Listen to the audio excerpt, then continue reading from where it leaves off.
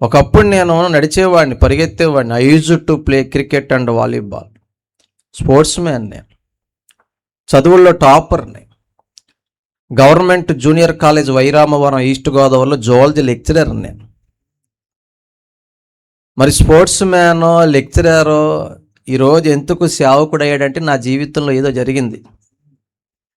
అది మీకు మధ్యలోనో చివరో నేను సాక్ష్యము చెప్పే ప్రయత్నం చేస్తాను.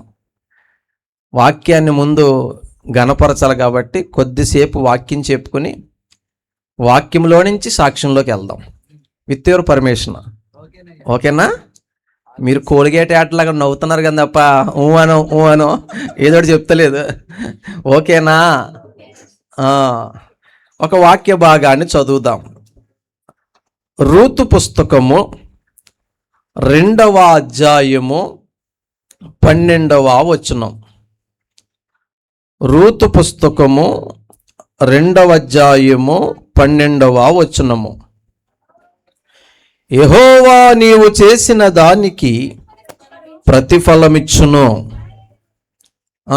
ఇశ్రాయేలు దేవుడైన యెహోవా రెక్కల క్రింద సురక్షితముగా నుండునట్లు నీవు వచ్చితివి. ఆయన నీకు సంపూర్ణమైన బహుమానమిచ్చునని ఆమెకు ఉత్తరమిచ్చెను. ప్రార్థన. దయానిధివైన తండ్రి, గొప్ప దేవుడా, మంచి దేవుడా, గనులు, అభిషక్తులు, గొప్పవారు, పరిశుద్ధులు నిలబడినటువంటి స్థానమయ్యా. వాళ్ళందరిలో కడపటి వాడిని, అత్యంత బలహీనుడను, ఓటికొండను, ఏ వేదాంత విద్య లేని వెర్రివాడినయ్యా. కేవలం నీ కృపతో బ్రతుకుతున్నా, నీ కృపతోనే సేవ చేస్తున్నాను. ఈ కడవరి దినములలో సంఘానికి ఏ ఉపదేశం అవసరమై ఉన్నదో, ఎవరు హృదయాలు, ఏ జీవితం ఎలాగుందో మీకు తెలుసు ప్రభువా. సంఘానికి కావలసిన మాటలు నా నోట మీరు పెట్టండి.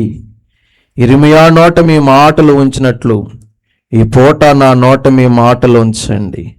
పౌలు గారు బోధిస్తుండగా లూదియా హృదయము తెరిచినట్లు అయ్యా, మీరు మంచి బోధకుడివై బోధిస్తుండగా అందరి హృదయాలు తెరిచి నీ వాక్యము చేత తృప్తిపరచబడి వెళ్ళినట్లు కార్యాలు జరుగునట్లు కృప చూపించండి. దైవజనుడు ప్రయాస వ్యర్థము కానివద్దు నాయన. ఈ రాత్రి ఘనమైన బలమైన కార్యాలు జరుగును గాక అని ప్రకటిస్తున్నాను.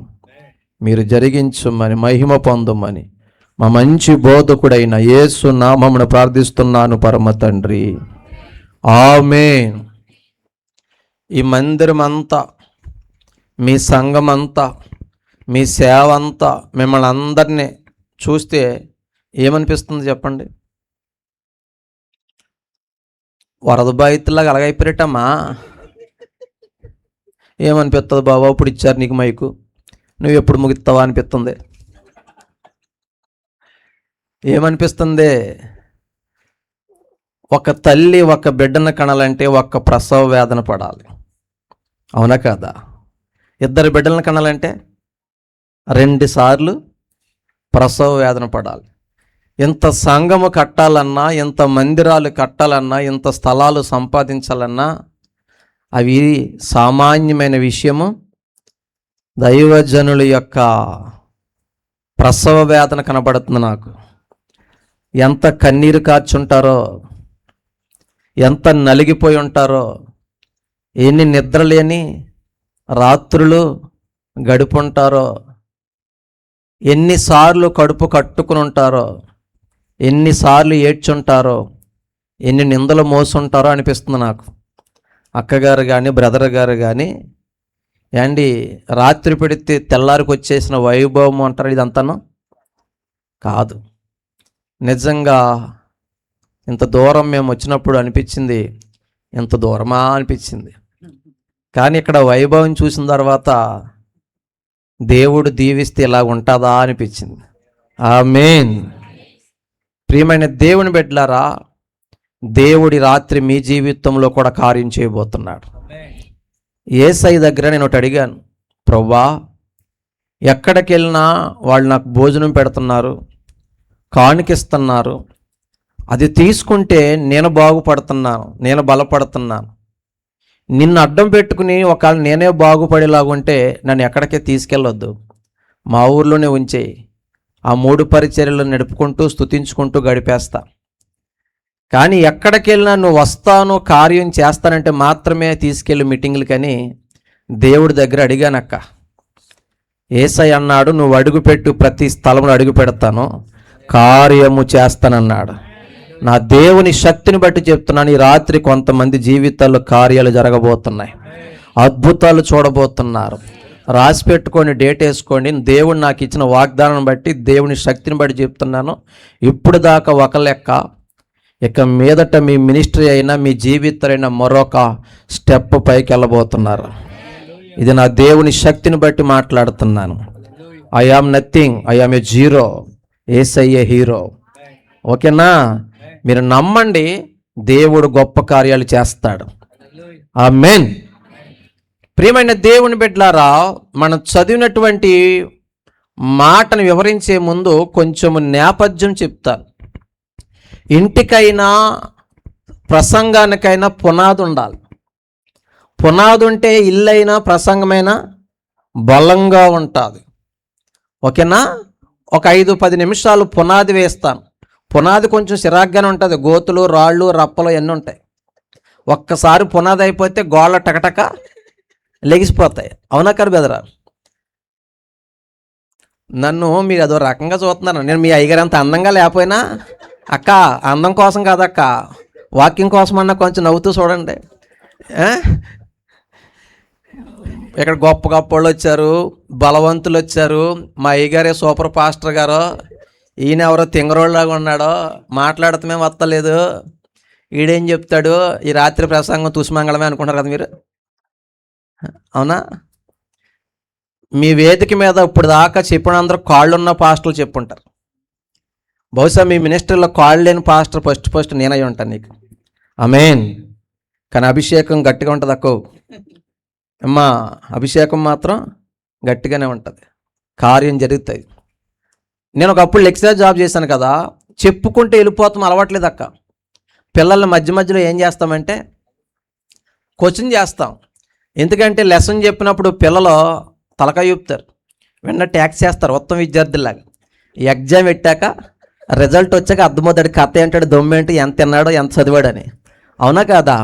ఇక్కడ చాలామంది విన్నట్టే ఉంటారు కానీ మనసు చెదిరిపోతూ ఉంటుంది. ఓ ఫిలాసఫర్ అన్నాడు, mind is like A monkey అన్నాడు. మనసు కోతి లాంటిదంట. అమ్మా ఎటువంటిది? కోతి ఓ కొమ్మ మీద ఓ చెట్టు మీద స్థిరంగా ఉండదు, మన మనసు కూడా స్థిరంగా ఉండదు. కొంతమంది ఇక్కడే ఉంటారు, వాట్సాప్లో మెసేజ్ పెట్టేస్తారు, ఇప్పుడే ఇచ్చారు పవిత్ర మైకును పడుకో. ప్రియుడైతే ప్రియురాలైతే ఆడకబెట్టుకుంటూ ఉంటారు, ఒరే నువ్వు ఇంకా దిమ్మకాడ బొమ్మకాడ దేకరా, ఈ రాత్రి తెల్లారిపోద్దున పడుకో, రేపు పొద్దున కలుద్దామంటారు. ఉంటారు ఇక్కడ అందరూ ఉత్తమ విద్యార్థులేం కాదు, ఎవరి ఖాతాలకు ఉంటాయి, ఎవరి కథరాలకు ఉంటాయి. అర్థమైందా? నేను అక్కడ దొర్లు వచ్చినాడు, నేను నా కథ మీకు చెప్తాను.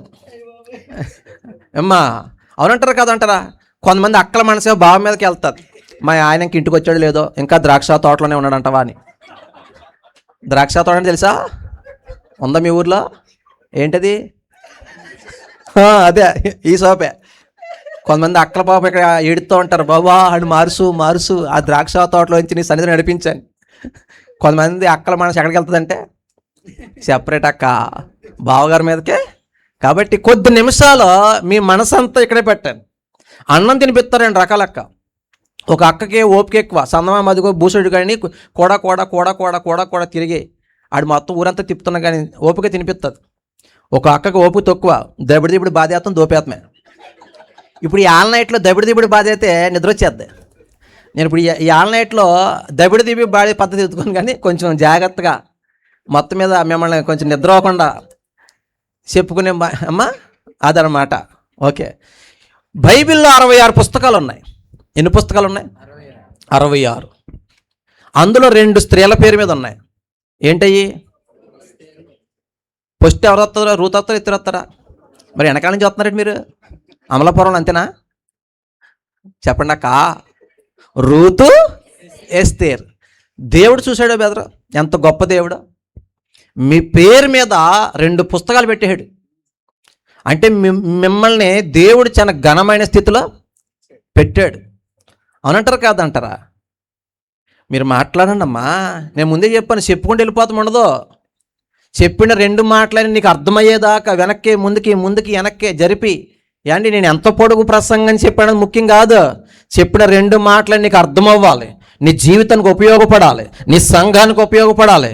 నిద్రలో లేపిన డాక్టర్ బాబు పాస్టర్ ఏం చెప్పారంటే టక్మని చెప్పేసేలాగా ఉండాలి. అర్థమైందాక? కాబట్టి నేను మధ్య మధ్య ప్రశ్నలు అడుగుతూనే ఉంటాను.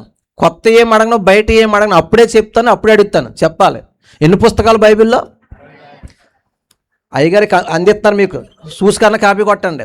అందులో స్త్రీల పేరు మీద ఎన్ని ఉన్నాయి అమ్మా? 2. ఏంటి ఆ పేర్లు? రూతు, ఎస్తేర్. ఈ రూత్ అనే మాటకి అర్థము సహవాసము. ఈ రూత్ అనే మాటకు అర్థము స్నేహము. ఈ రూతు అనే మాటకు అర్థము సౌందర్యము. ఈ రూతు అనే మాటకు అర్థము సంతృప్తి కలిగినది. ఇబ్రూ, గ్రీకు, అరామిక్ భాషల్లో నుంచి ఆమె జీవితం తీసిన అర్థాలు ఇవి. 4 అర్థాలు చెప్పాను. నేను ఇంకోసారి చెప్తాను, ముచ్చటగా 3వసారి మీరు చెప్పాలి. 1 సహవాసము, 2 స్నేహము, 3 సౌందర్యము, 4 సంతృప్తి కలిగినది. మీరు చెప్పండి, రూత్ అనే మాటకు అర్థాలు ఏంటి?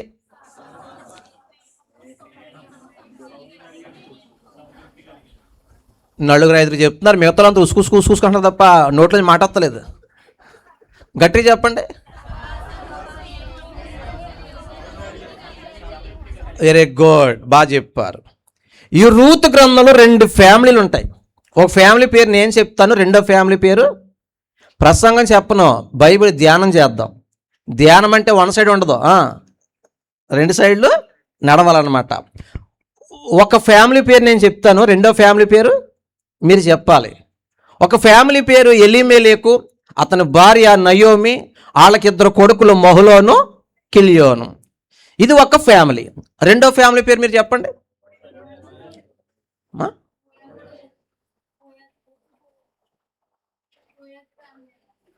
నేను పెద్ద ఆయన పేరు చెప్పాను కదా అక్క. పెద్ద ఆయన పేరు సల్మాన్. సల్మాను భార్య పేరు రాహాబు. వాళ్ళ గారాల పట్టి బంగారు కొండ, ఏకైక కుమారుడు, ముద్దుల కుమారుడు, యువరాజు, ప్రిన్సు, శ్రీమంతుడు, గుణవంతుడు, నీతిపరుడు, భక్తిపరుడు బోయాజ్. ఇది ఒక ఫ్యామిలీ. అమ్మా ఎన్ని ఫ్యామిలీలు ఉన్నాయి? 2 ఫ్యామిలీ. ఏంటి ఫ్యామిలీ చెప్పండి.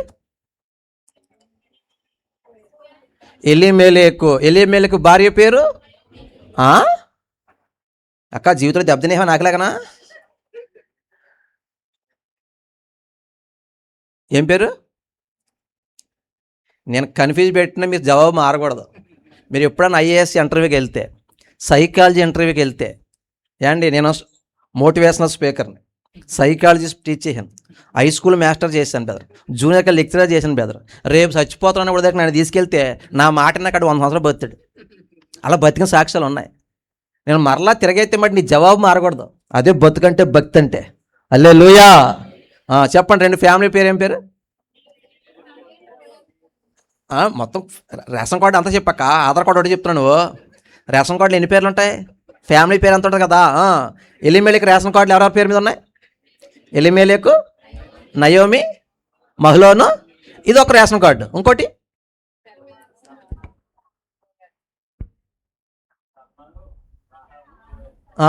సల్మాను భార్య పేరు రాహాబు, వాళ్ళకి ఏకైక కుమారుడి పేరు బోయాజ్. ఈ 2 కూడా బెత్లెహేమ్ అనే ఊర్లో ఉన్నారు. ఆ ఊరికి కరువు వచ్చింది. ఏమొచ్చింది? కరువు వచ్చినప్పుడు అదే ఊర్లో ఉండొచ్చా, లేకపోతే వేరొక ఊరిని బతకొచ్చా? మీరు గంటకోసారి కర్ణపిశాచి ప్రాక్టీస్ అలాగే చూస్తున్నాను. ఇంకా చంపేస్తారు నన్ను, ఇంతకన్నా పోతాకేముండదు అక్క. జవాబు చెప్పండి. కరువు వచ్చింది ఆ ఊరికి. కరువులో అదే ఊర్లో ఉండాలా, వేరొక ఊరిని బతకొచ్చా అమ్మా? కరువు ఊరికి వచ్చిందా, ఇంటికి వచ్చిందా? చెప్పాలి. ఊరికొచ్చింది. ఆ ఊరికి కరువు వచ్చినప్పుడు ఎలీమెలెకు, నయోమి వాళ్ళ ఫ్యామిలీ మాట్లాడుకున్నారంట, కరువు వస్తే మనకేంటి, ఇదిగో మన దగ్గర డబ్బు ఉంది, మన దగ్గర అందొచ్చిన కొడుకులు ఉన్నారు, వాళ్ళకి బలం ఉంది, మనకి జ్ఞానం ఉంది, ఏ ఊరెళ్ళైనా ఏ వ్యాపారం చేసినా రాజు లెక్క బ్రతుకుతాం అని చెప్పి ఎలీమెలెకు, నయోమి వాళ్ళ 2 కొడుకులను తీసుకుని బెత్లెహేము విడిచి మోయాబు దేశం వెళ్ళారు. ఏ విడిచిపెట్టారు? బెత్లెహేము విడిచి మోయాబు దేశం వెళ్ళారు. ఏంటి మీరు మరలా అడుగుతున్నాను, ఆ ఊర్లో ఉండాలా వేరొక ఊరు వెళ్ళొచ్చా? ప్రియమైన దేవుని బిడ్డలారా, బెత్లెహేము ఇజ్రాయెల్ దేశంలో ఉంది. ఆ దేశంలో దేవుని మందిరం ఉంది. ఆ దేశంలో యాజకులు ఉన్నారు. ఆ దేశంలో పరిశుద్ధులు ఉన్నారు. ఆ దేశంలో సహవాసం ఉంది. దేవుడు కనుదృష్టి ఉంది. రొట్టెల గృహం అని పిలువబడే సమృద్ధి ఉంది. ఏదో చిన్న కష్టం వచ్చిందని దేవుని విడిచి, సంఘాన్ని విడిచి, సహవాసాన్ని విడిచి, దైవజనుని విడిచి, మందిరాన్ని విడిచి, ఏంటి దేవుడే లేని, దైవజనుడే లేని, సహవాసమే లేని, సంఘమే లేని పాపముతో నిండిపోయిన మోయాబు వెళ్ళారు. మీకు అర్థమైందా? అర్థమా లేదా? మోయాబులో ఎవరు లేరు? దేవుడు లేడు, మందిరము లేదు, యాజకులు లేరు, సహవాసము లేదు. ఉందా? ఫెలోషిప్ లేదు. ప్రియమైన దేవుని బిడ్డరా, వీళ్ళ ధైర్యం ఏంటి? డబ్బు ఉంది. వీళ్ళ ధైర్యం ఏంటి? జ్ఞానం ఉంది. వీళ్ళ ధైర్యం ఏంటి? అందొచ్చిన కొడుకులు ఉన్నారు. వీళ్ళ ధైర్యం ఏంటి? ఆ కొడుకులు కూడా ఏముంది? బలం ఉంది. ధనం ఉంటే, బలం ఉంటే, జ్ఞానం ఉంటే ఎక్కడైనా బతికేద్దామన్న లెక్కల్లో వెళ్ళిపోయారు వీళ్ళు. హలో, అక్కడికి వెళ్ళాక భర్త చచ్చిపోయాడు, కొడుకులు. మరి డబ్బుని రక్షించిందా? డబ్బు నిన్ను రక్షించదు తెలుసా, జ్ఞానము నిన్ను తప్పించదు తెలుసా. అక్క, కరోనా కాలంలో మనకన్నా ధనవంతులు, బలవంతులు, సినీ ఆటల్లో రాజకీయ నాయకులు వెళ్ళిపోయారు. వాళ్ళ దగ్గర డబ్బు లేదా? మీరు మాట్లాడండి. ఎస్పి బాలసుబ్రహ్మణ్యమే మా సొత్తు, మేము బ్రతికించుకుంటాం, అమెరికా నుంచి మిషనరీ తెప్పిస్తామని ఆంధ్ర, తెలంగాణ, తమిళనాడు, కర్ణాటక 4 రాష్ట్రాల ముందుకు వచ్చే బెదరు. ఎవరి కోసం? ఎస్పి బాలసుబ్రహ్మణ్యం కోసం. 4 రాష్ట్రాల్లో అమెరికా ఎక్విప్మెంటు అండ్ డబ్బు, జ్ఞానము, బలము బతికించిందా? మనం డొక్కులో డోలేసిన బతికేసాం. ఇంత గొప్పతనం డొక్కులో డోలు లేదు. మనకి ఎవరున్నారా? అది ఆయనే మన దాగుచోటు. కరోనా వచ్చినా, వాళ్ళ మమ్మీ వచ్చినా, హస్బెండ్ వచ్చినా మనకేమవుతుంది? దేవునికి స్తోత్రం, హల్లెలూయా. అమ్మ, నీకు అర్థమవుతుందా? డబ్బు ఉందని ఎగిరిపోకూడదు, జ్ఞానం ఉందని ఎరగబడిపోకూడదు. డబ్బు ఉంది, బతికారేళ్ళ చచ్చిపోయాడు. ఎలిమిలకి అక్కడికి వెళ్ళి జ్ఞానం ఉంది, బతికాడా? చచ్చిపోయాడు. కరోనా కాలంలో మనకన్నా సూపర్ మ్యాన్లు చచ్చిపోయారు. అవునా కదా? మనకేముంది అక్క? మనకేముంది బెదర్ చెప్పండి? కానీ మనం బ్రతుకున్నాం. అంటే డబ్బున్నవాడి కంటే, అంటే రాజకీయ నాయకుల కంటే, బలవంతుల కంటే, సినీ యాక్టర్ల కంటే క్రైస్తవుడే గొప్పోడు, ఆయనే ధన్యుడు. ఏంటి గట్టిగా మాట్లాడినా? ముఖేష్ అంబానీకి ధన్యుడా, మనం ధన్యుడమా? ప్రధానమంత్రి గొప్పోడా, మనం గొప్పోడమా? ముఖ్యమంత్రి గొప్పోడా, మనం గొప్పోడమా? ఆలోచించుకుని మాట్లాడి. మరి రేపు పథకాలు ఉండవేమో. ముఖేష్ అంబానీ గొప్పడా, మనం గొప్పడమా? ఆ డేటా అయిపోతే మనకి ఏం పని చేయదు. ఆడి దగ్గర డేటా ఏముంది, మనకు పరలోకం ఉంది. ఆడి చేస్తే మట్టిలో పెడతారు, అవునా? లేకపోతే కాలు చేస్తే బూడిదైపోతాడు. మనం కాలిపోయినా కానీ మన ఆత్మ మాత్రం ఎక్కడ ఉంటుంది? చెప్పలే. ఎవడు గొప్పోడు? ఈ ప్రపంచంలో అత్యంత ఐశ్వర్యవంతుడు, భాగ్యవంతుడు, ధనవంతుడు ఎవరంటే క్రైస్తవుడు. యెహోవాను దేవుడు కాగలిగిన జనులు ధన్యులు, ధన్యులు. హల్లెలూయా. ఇప్పుడు చెప్పండి, చంద్రబాబు నాయుడు గారు గొప్పడా, మీరు గొప్పడా? మనం వెళ్తే ఒక పోలీసుడు రాడు. మరి ఆయన వస్తుంటే ఇగో గేట్ నిండా వాళ్ళే ఉన్నారు, బ్యారేజ్ నిండా వాళ్ళే ఉన్నారు. ఆయనకి అంతమంది లేకపోతే కథ గడుస్తలేదు. మనమా తింగరోళ్ళలాగా వెళ్ళిపోతాం. మనకి సెక్యూరిటీ లేకపోయినా అలా. ఎందుకని యెహోవా నా కాపరే. అది గాఢ అంధకారం లోయ అయినా, బిజ్జి అయినా, అమలాపురం అయినా, బ్రాహ్మణుడు అయినా, ఎక్కడైనా ఓకే. వాళ్ళకి అది లేకపోతే పని అవుతుంది. సింహపు గుండె గంటి ధైర్యం మంది. హల్లెలూయా. కరువు ఊరికి వచ్చిందా, ఇంటికి వచ్చిందా? మరలా చెప్పాలి, కరువు ఊరికి వచ్చిందా, ఇంటికి వచ్చిందా? మరి అదే ఊర్లో ఉన్నాడు బోయాజు, ఊరి విడిచి వెళ్ళాడా? ఇక్కడ 2 మాటలు, మంచి మాటలు చెప్తాను, బాగా గుర్తుపెట్టు. దేవుడు చిత్తం లేకుండా చేసే ఏ ప్రయాణమైనా, దేవుడు చిత్తం లేకుండా చేసే వ్యాపారమైనా, అది ఏదైనా సరే నువ్వు నష్టపోతావు, నిన్ను కష్టాలు పాలు చేస్తుంది. దేవుడి చిత్తంలో ఉండి చిన్న వ్యాపారం పెడితే అదే సూపర్ అయిపోద్ది. దేవుడి చిత్తంలో ఉండి ఇదిగో ఇలాగ సంఘాన్ని స్థాపిస్తే ఇది ఎంత వెలుగు, ఎంత వైభవం ఉంటుంది. అవునంటారా కాదంటారా? మాట్లాడతలేదు.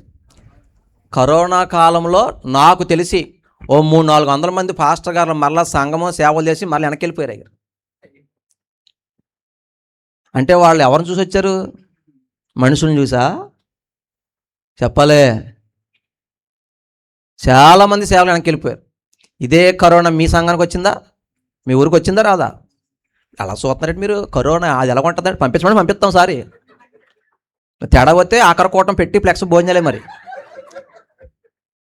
కరోనా వచ్చినా అండి ఈ సంఘం ఇలాగ ఉందంటే దైవం అంటే ఇది దేవుని చిత్తంలో ఉన్న సంఘం. హల్లెలూయా. మీరు బ్రతుకున్నారంటే మీరు దేవుని బిడ్డలు. అర్థమవుతుందా? ప్రియమైన దేవుని బిడ్డలారా, ఎలీమెలెకు కుటుంబము డబ్బు, జ్ఞానము, బలము, కొడుకుని చూసుకున్నారు. అవేవి వాళ్ళని రక్షించలేకపోయాయి. అవునా కదా? వాళ్ళు ఏం చేయాలి? కరువు రాగానే దేవుడి దగ్గరికి వెళ్ళి ఎలీమెలెకు అనే మాటకు అర్థమేంటి తెలుసా? My lord is my king. నా ప్రభువే నా రాజు అని అర్థం. మరొక అర్థం ఏంటంటే దైవాధీనం, అంటే అంతా దేవుని చిత్తమే అంటాడు. కానీ టైం వస్తే దేవుని ఒక మాట కూడా, పాస్టర్ గారిని ఒక మాట కూడా, ఇందులో మీరు కూడా చాలామంది ఉంటారు, అంతా దేవుని చిత్తమేండి, ప్రార్థన చేయండి, నాకు అంత మంచి దేవుని చిత్తం అన్నావు. ఏం జరగాలో నువ్వే చెప్పేస్తున్నావు అమ్మా. చెప్పచ్చు అలాగా. దేవుడి చిత్తం అంటే అయ్యగారు ఏం చెప్తే అదే ముహూర్తం, ఏ టైం చెప్తే అదే. అవునంటారా కదంటారా? మీరు ఒక్కరే ఆమె అంటారు, మిగతా వాళ్ళు అందరూ తేలికుట్టిన దొంగోళ్ళకి అలాగే ఉండిపోయారు. దొంగోడు దొంగతనానికి వెళ్ళి తేలికుట్టిందని బెదరా అరుతాడా? అరవడం. ఇక్కడ కూడా చాలామంది దేవుని చిత్తం లేకుండా చాలా చేసేసి దెబ్బతినేరు, అందుకే అలా బిగిసిపోయారు. దేవుడు మాట్లాడతాడా? హల్లెలూయా. దేవుని చిత్తం లేకుండా చేసే విదేశీ ప్రయాణమైన, వ్యాపారమైన ఏదైనా నష్టాన్నే మిగులుతుంది. దేవుడి చిత్తంలో చేసింది ఏదైనా ఫలిస్తుంది, రాణిస్తుంది, విజయం ఇస్తుంది, గొప్ప చేస్తుంది. కాబట్టి నీ జీవితంలో కూడా దేవుని చిత్తం లేకుండా ఏది చేయొద్దు. ఇక్కడ దేవుడి చిత్తం లేకుండా వెళ్ళారు అండ్ అక్కడికి వెళ్ళిన తర్వాత ఎలీమెలెకు చచ్చిపోయాడు, కొడుకులు ఇద్దరు చనిపోయాయి. అంటే ఒక దెబ్బ తగిలినప్పుడు బుద్ధి రావాలా వద్దా? మాట్లాడాలి మీరు. వచ్చిందా? భర్త చనిపోయే కన్నా బుద్ధి రావాలా వద్దా? కొడుకులకి అక్కడే పెళ్లి చేసింది అమ్మ. అక్కడే మోయాబు అంటే ఎవరిసా? పాపంతో నిండిపోయిన ప్రాంతం, వావి వరసలు లేకుండా పాపం చేసే ప్రాంతం, మగోళ్ళు సంసారం చేసే ప్రాంతం, ఆడోళ్ళతో కాపురం చేసే ప్రాంతం, విగ్రహాలతో నిండిపోయిన ప్రాంతం. ఏంటది? మోయాబు. గర్విష్ఠులతో నిండిపోయిన ప్రాంతం. ఈ దరిద్రముడు మన భారతదేశంలో కూడా వచ్చింది. ఆడోళ్ళు పెళ్లి చేసుకోవచ్చంట. అక్క వెళ్ళిపోతున్నావు ఏంటి అక్క? వెనక్కి వెళ్దాం, మొత్తం ఇంటికి వెళ్ళిపోతావా? మొదటి విడతలు అక్కడికి వెళ్ళావా? రెండో విడతకు మొత్తం గుమ్మం దాటేస్తావా? నాకున్న వరాల్లో ఒక వరమెట చేసే బెదరా.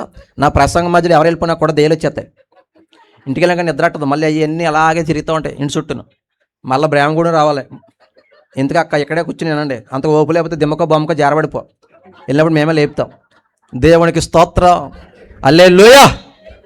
నేను మనుషులు మెప్పు కోసం బ్రతకనయ్య గారు, ఒక్కరోజు బ్రతికినా చాలు, రోషంగా చచ్చిపోవాలి. 2 కొరింథీ 10:18 ప్రభు మెచ్చుకున్నవాడే యోగ్యుడు. అలాగంటే ఆక్కేమనుకుంటుంది, ఇలాగంటే అయ్యగారు ఏమనుకుంటారు, మళ్ళీ పిలవరేమో కానికి ఎవరు, ఈ కథ ఏమన్నదా? చచ్చిపోయి బతికినోడు నేను, ఆరిపోయిన దీపం మీది. అర్థమైందా? నన్ను మెచ్చుకోండి, ఎవరు మెచ్చుకోలేదు తెలుసా? అంతే. మనుషులు మెప్పుకోసం ఎంతకాలం బేతాం బెదరు, అవునా కదా? కాబట్టి నేను చెప్పాను, ముందే చెప్పాను. ఒకప్పుడు మాస్టర్నే, పిల్లోడు ఎవరు లేచినా చెప్పాలి, వంటకెళ్తున్నా 2కి వెళ్తున్నాడు లేదా చంపేస్తానండి. ఆ అలవాటు పోలేదు. ఇప్పుడు మీలో ఎవరైనా లేస్తే మీరు చెప్పాలి నాకు, దానికన్నా బిగబట్టేయడం మంచిది. ఇంకా అంతకన్నా సూపర్ పాయింట్ ఇంకేం లేదు. దేవునికి స్తోత్రం. హల్లెలూయా. అర్థమవుతుంది? బెదరా గారు మీరు పొందరేటి కూర్చో. తాళం ఇచ్చావా ఎవరికి? అక్కకా? పోన్లే, దేవుడు నిన్ను దీవించిన కాక. అమ్మ అర్థమవుతుందా? వాక్యాన్ని అవమానిస్తే దేవుడిని అవమానించినట్టండి. వాక్యం అంటే ఎవరో? యోహాను 1:1 ఆది యందు వాక్యం ఉండెను, వాక్యము దేవుని యొద్ద ఉండెను, వాక్యము దేవుడేంటి? The word was God. వాక్యమే దేవుడు. Word is nothing but God, God is nothing but word. వాక్యమే దేవుడు, దేవుడే వాక్యం. వాక్యాన్ని అవమానిస్తే ఎవరిని అవమానించినట్టు? కాబట్టి మీరు వాక్యాన్ని అవమానిస్తే అండి మంచి పద్ధతి కాదు. ఏనండి బిడ్డలారా, ఆ ఊరిలో కరువు వచ్చినప్పుడు వీళ్ళు దేవుడి దగ్గరికి వెళ్ళాలి. ఎందుకంటే దైవాధీనం అనుకునే పేరెట్టుకున్నాడు ఆయన. ఎలీమెలెకు అనే మాటకు అర్థము దైవాధీనం. ఎలీమెలెకు మాటకు అర్థము నా ప్రభువే నా రాజు. అంటే చెప్పుకోవడానికి బాగానే ఉంది, కానీ ఇంత కష్టం వచ్చినప్పుడు ఎక్కడికి వెళ్ళాలి? ఫస్ట్ చెప్పాలి, దేవుడి దగ్గరికి వెళ్ళి, ప్రభువా మా ఊరు కరువు వచ్చింది, ఇక్కడ ఉండమంటావా వద్దంటావా, ఏదన్నా ఊరు వెళ్ళమంటావా, కరువు తీసేస్తావా, మమ్మల్ని పోషిస్తావా, ఏంటి నీ చిత్తం అని ఎవరిని అడగాలి? చెప్పాలక్క. అడిగాడా? అడగలేదు, దెబ్బ అయిపోయాడు. అదే ఊర్లో ఉన్నాడు బోయాజు. ఊరిడిచి వెళ్ళాడా? మాట్లాడాలి మీరు. చనిపోయాడా బతికాడా? చనిపోయాడా? బతికాడక్క. అదేంటది? ధనం ఉంది, బలం ఉంది, జ్ఞానం ఉంది, అందొచ్చిన కొడుకులు ఉన్నారు, మాకేంటి, మేము బ్రతికేస్తామని కూడా చచ్చిపోయారు. కరువులో కూడా దేవుణ్ణి పట్టుకుని ఉన్నాడు. ఎవరో? బోయాజు. బతికిపోయాడు. బోయాజు తల్లి పేరు తెలుసా మీకు? ఇందా చెప్పాను కదా అక్క, రాహాబు. మీ తర్వాత చదువుకోండి, యెహోషువ గ్రంథం 2వ అధ్యాయం ఉంటుంది. ఆవిడ వేశ్య. ఆవిడెవరో? వేశ్య. ఒకప్పుడు వేసే కానీ దేవుని వాక్యం విన్నప్పుడు ఆమె సాక్ష్యం చెప్పింది, మా గుండెలు కరిగిపోయాయి, మీ దేవుడే నిజమైన దేవుడు. బా, గుండెలు కరిగిపోవడం అంటే మారు మనసు పొందిందని. మారు మనసు పొంది పాపిష్టి జీవితాన్ని వదిలేసి ఆ జాతిలో, యోధా జాతిలో ఒక ఆయన పెళ్లి చేసుకుంది. అతని పేరే సల్మాన్. వాళ్ళ కాపురానికి గుర్తుగా ఒకడు పుట్టాడు, బోయాజు. ఆ బోయాజుతో చెప్పింది, నానా బోయాజా వెళ్ళరా, వెళ్ళరా, నువ్వు కదరా బాబు, కూర్చో అక్కడ, వాళ్ళ అమ్మ అంటుంది అలాగని, నువ్వు కంగారు పడకు, పాత్రలో లీనమైపోయావు నువ్వు, వెళ్ళరా, వెళ్ళరా, అమ్మ కదా, వెళ్ళరా. రే బోయాజా, రేపు పొద్దున మేము ఉండొచ్చు, ఉండకపోవచ్చు. జీవితం అంటే కష్టాలు ఉంటాయి, సుఖాలు ఉంటాయి. దేశం అంటే కరువు ఉంటుంది, సమృద్ధి ఉంటుంది. కరువు వచ్చినా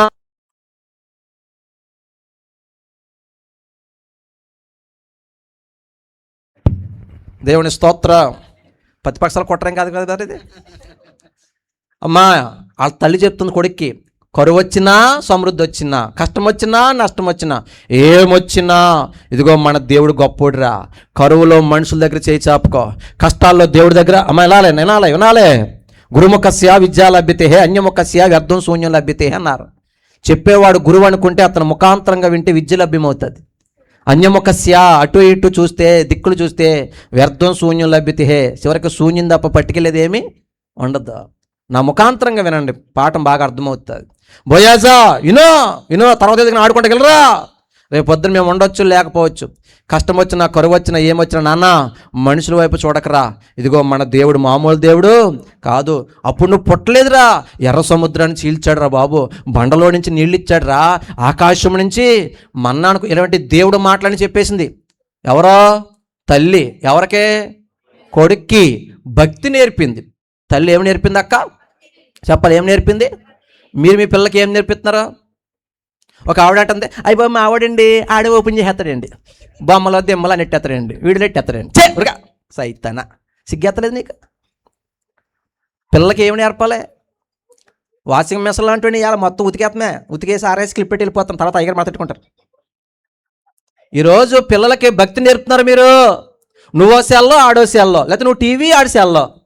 ఒకప్పుడు అమ్మలు ఏం చేసేవారంటే జోలపాటలు పాడేవారు, నీతి కథలు చెప్పేవారు. ఒక రాజుగారికి 7 కొడుకులు రా, లేదా 10 మంది అన్నదమ్ములు రా, కర్ర ఒకటి ఎత్తి 20 రా, కలిసి ఆడవండి రా, ఐక్యత కొనండి రా, ఇటువంటి నీతి కథలు చెప్పేవారు. ఈరోజు ఈ మధ్యకాలంలో పెళ్ళినటువంటి హైబ్రిడ్ అమ్మాయిలు తల్లులు ఎవరో జోలపాటలు పాడుతూ వస్తలేదు. నా మాట ఉద్దైతే ఇక్కడ ఉన్న కొత్తగా పెళ్ళైన వాళ్ళు ఎవరంటే 4 జోలపాటలు పాడమండి, అయ్యగారు ఇచ్చిన కోనకాలకి ఇచ్చిపోతాను.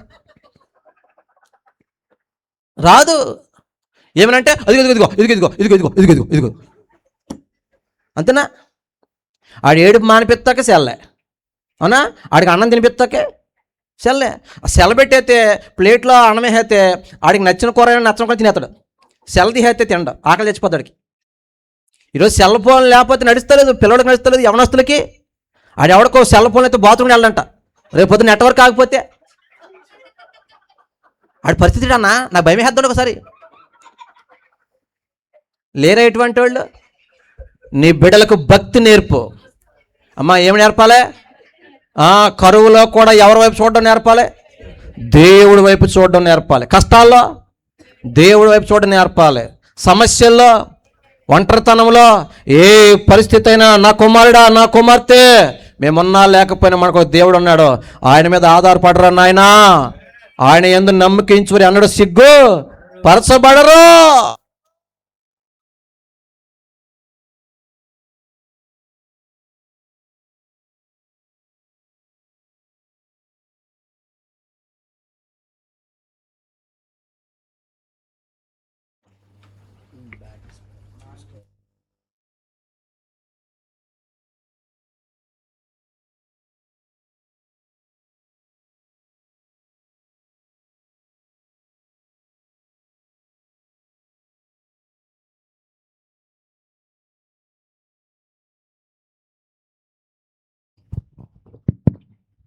దీని అర్థం ఏంటి తెలుసా?